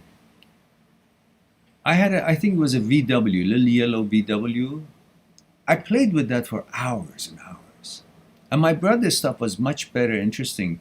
But I played with my own toy for hours and hours. And my mother said, Meron appreciates what he has, and he takes the best joy out of it, and it plays with it for the longest time, and is not looking towards what he doesn't have. He's focused on what he has, and he's only enjoying it thoroughly. I didn't once envy or ask for my brother to give me his toy to play. I don't even remember what he had, but this is what my mother said, that his toy was much better in many ways. I don't know what it was. But you didn't care. You just played with your own and enjoyed it thoroughly for hours. And that's the whole secret. You focus on what you have and enjoy the best way you can out of it. And tune out everything that you don't have and you don't want to have, because you have something that it warrants your attention. And it's there, it's real, it's for your life, for your enjoyment. Whether it's food, relationship, it's a car, it's an instrument, whatever it is, that it serves you well. You focus on that because that's what is within your control and ability to enjoy. A pie in the sky is, okay, I'll enjoy the pie in the sky when it comes down on earth and I can eat it. But why am I going to think about, oh, the apple pie I had in Plush Pepin in Portland with that girl that she was so gorgeous, when right now here I have an apple pie that is delicious? Why should I not focus on this and take the most enjoyment out of it as it's real, instead of thinking about the apple pie that it's neither here nor there, it doesn't have actuality to it? Why would I turn my actuality to illusion by following these train of thoughts, which takes me away from the actuality of what I can enjoy? So do the best with what you got. If my t-shirt is torn and I have this string that is maybe not exactly the same color, but it gives me an opportunity to sew it, mend it. And while I'm mending, you say, oh, I wish it was that other color of... And why don't you just fucking focus on what is available and make the best out of it? Sew it in such a way that the color won't show, but it stitches the tear. Become better at what it is that you're doing with what you have. Anyhow, that's what I have to say about that. And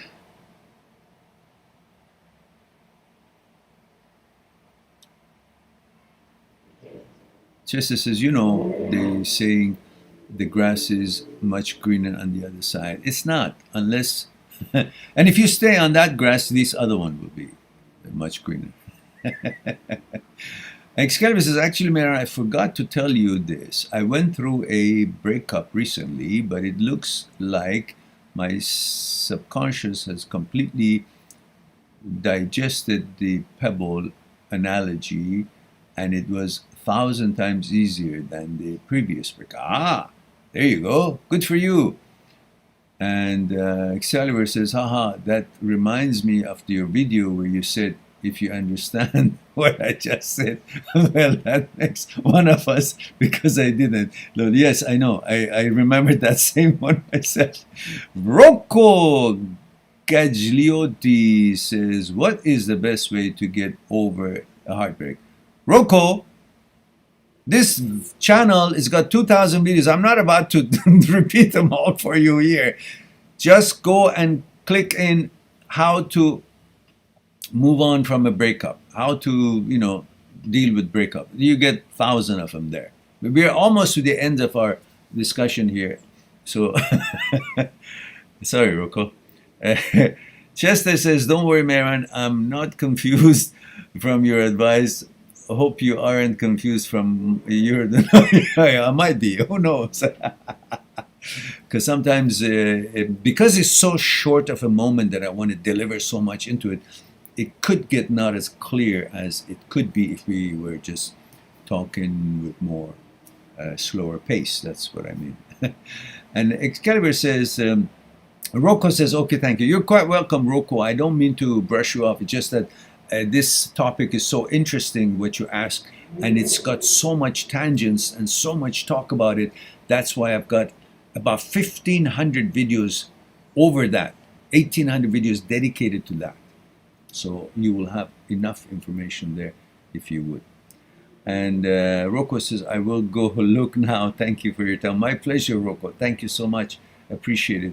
Always, guys, remember, in regards to your relationships or hardship or emotional hardship or OCD or HOCD, stuff like that, and thoughts, consciousness, fear, desire, you can go on my site, mindthatseekstruth.com, mindthatseekstruth.com. Make an appointment on Skype if you want to discuss it one-on-one, explore it together on Skype, one-on-one, and I'll give you 1 hour extra when you make a 1 hour appointment. So we'll have 2 hours, plenty of time to explore things together, one-on-one on Skype.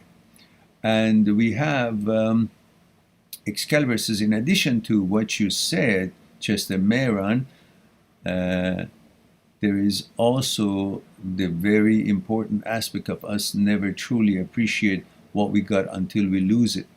Very important to keep that in mind. Yeah, true. Most cases the way. And Rocco says, okay, thank you. I'll go look now. Thank you for your time. My pleasure, Rocco. I repeated myself, didn't I? Because I don't know what comes first here. Excalibur says, thanks for the fun session. As always, Mehran.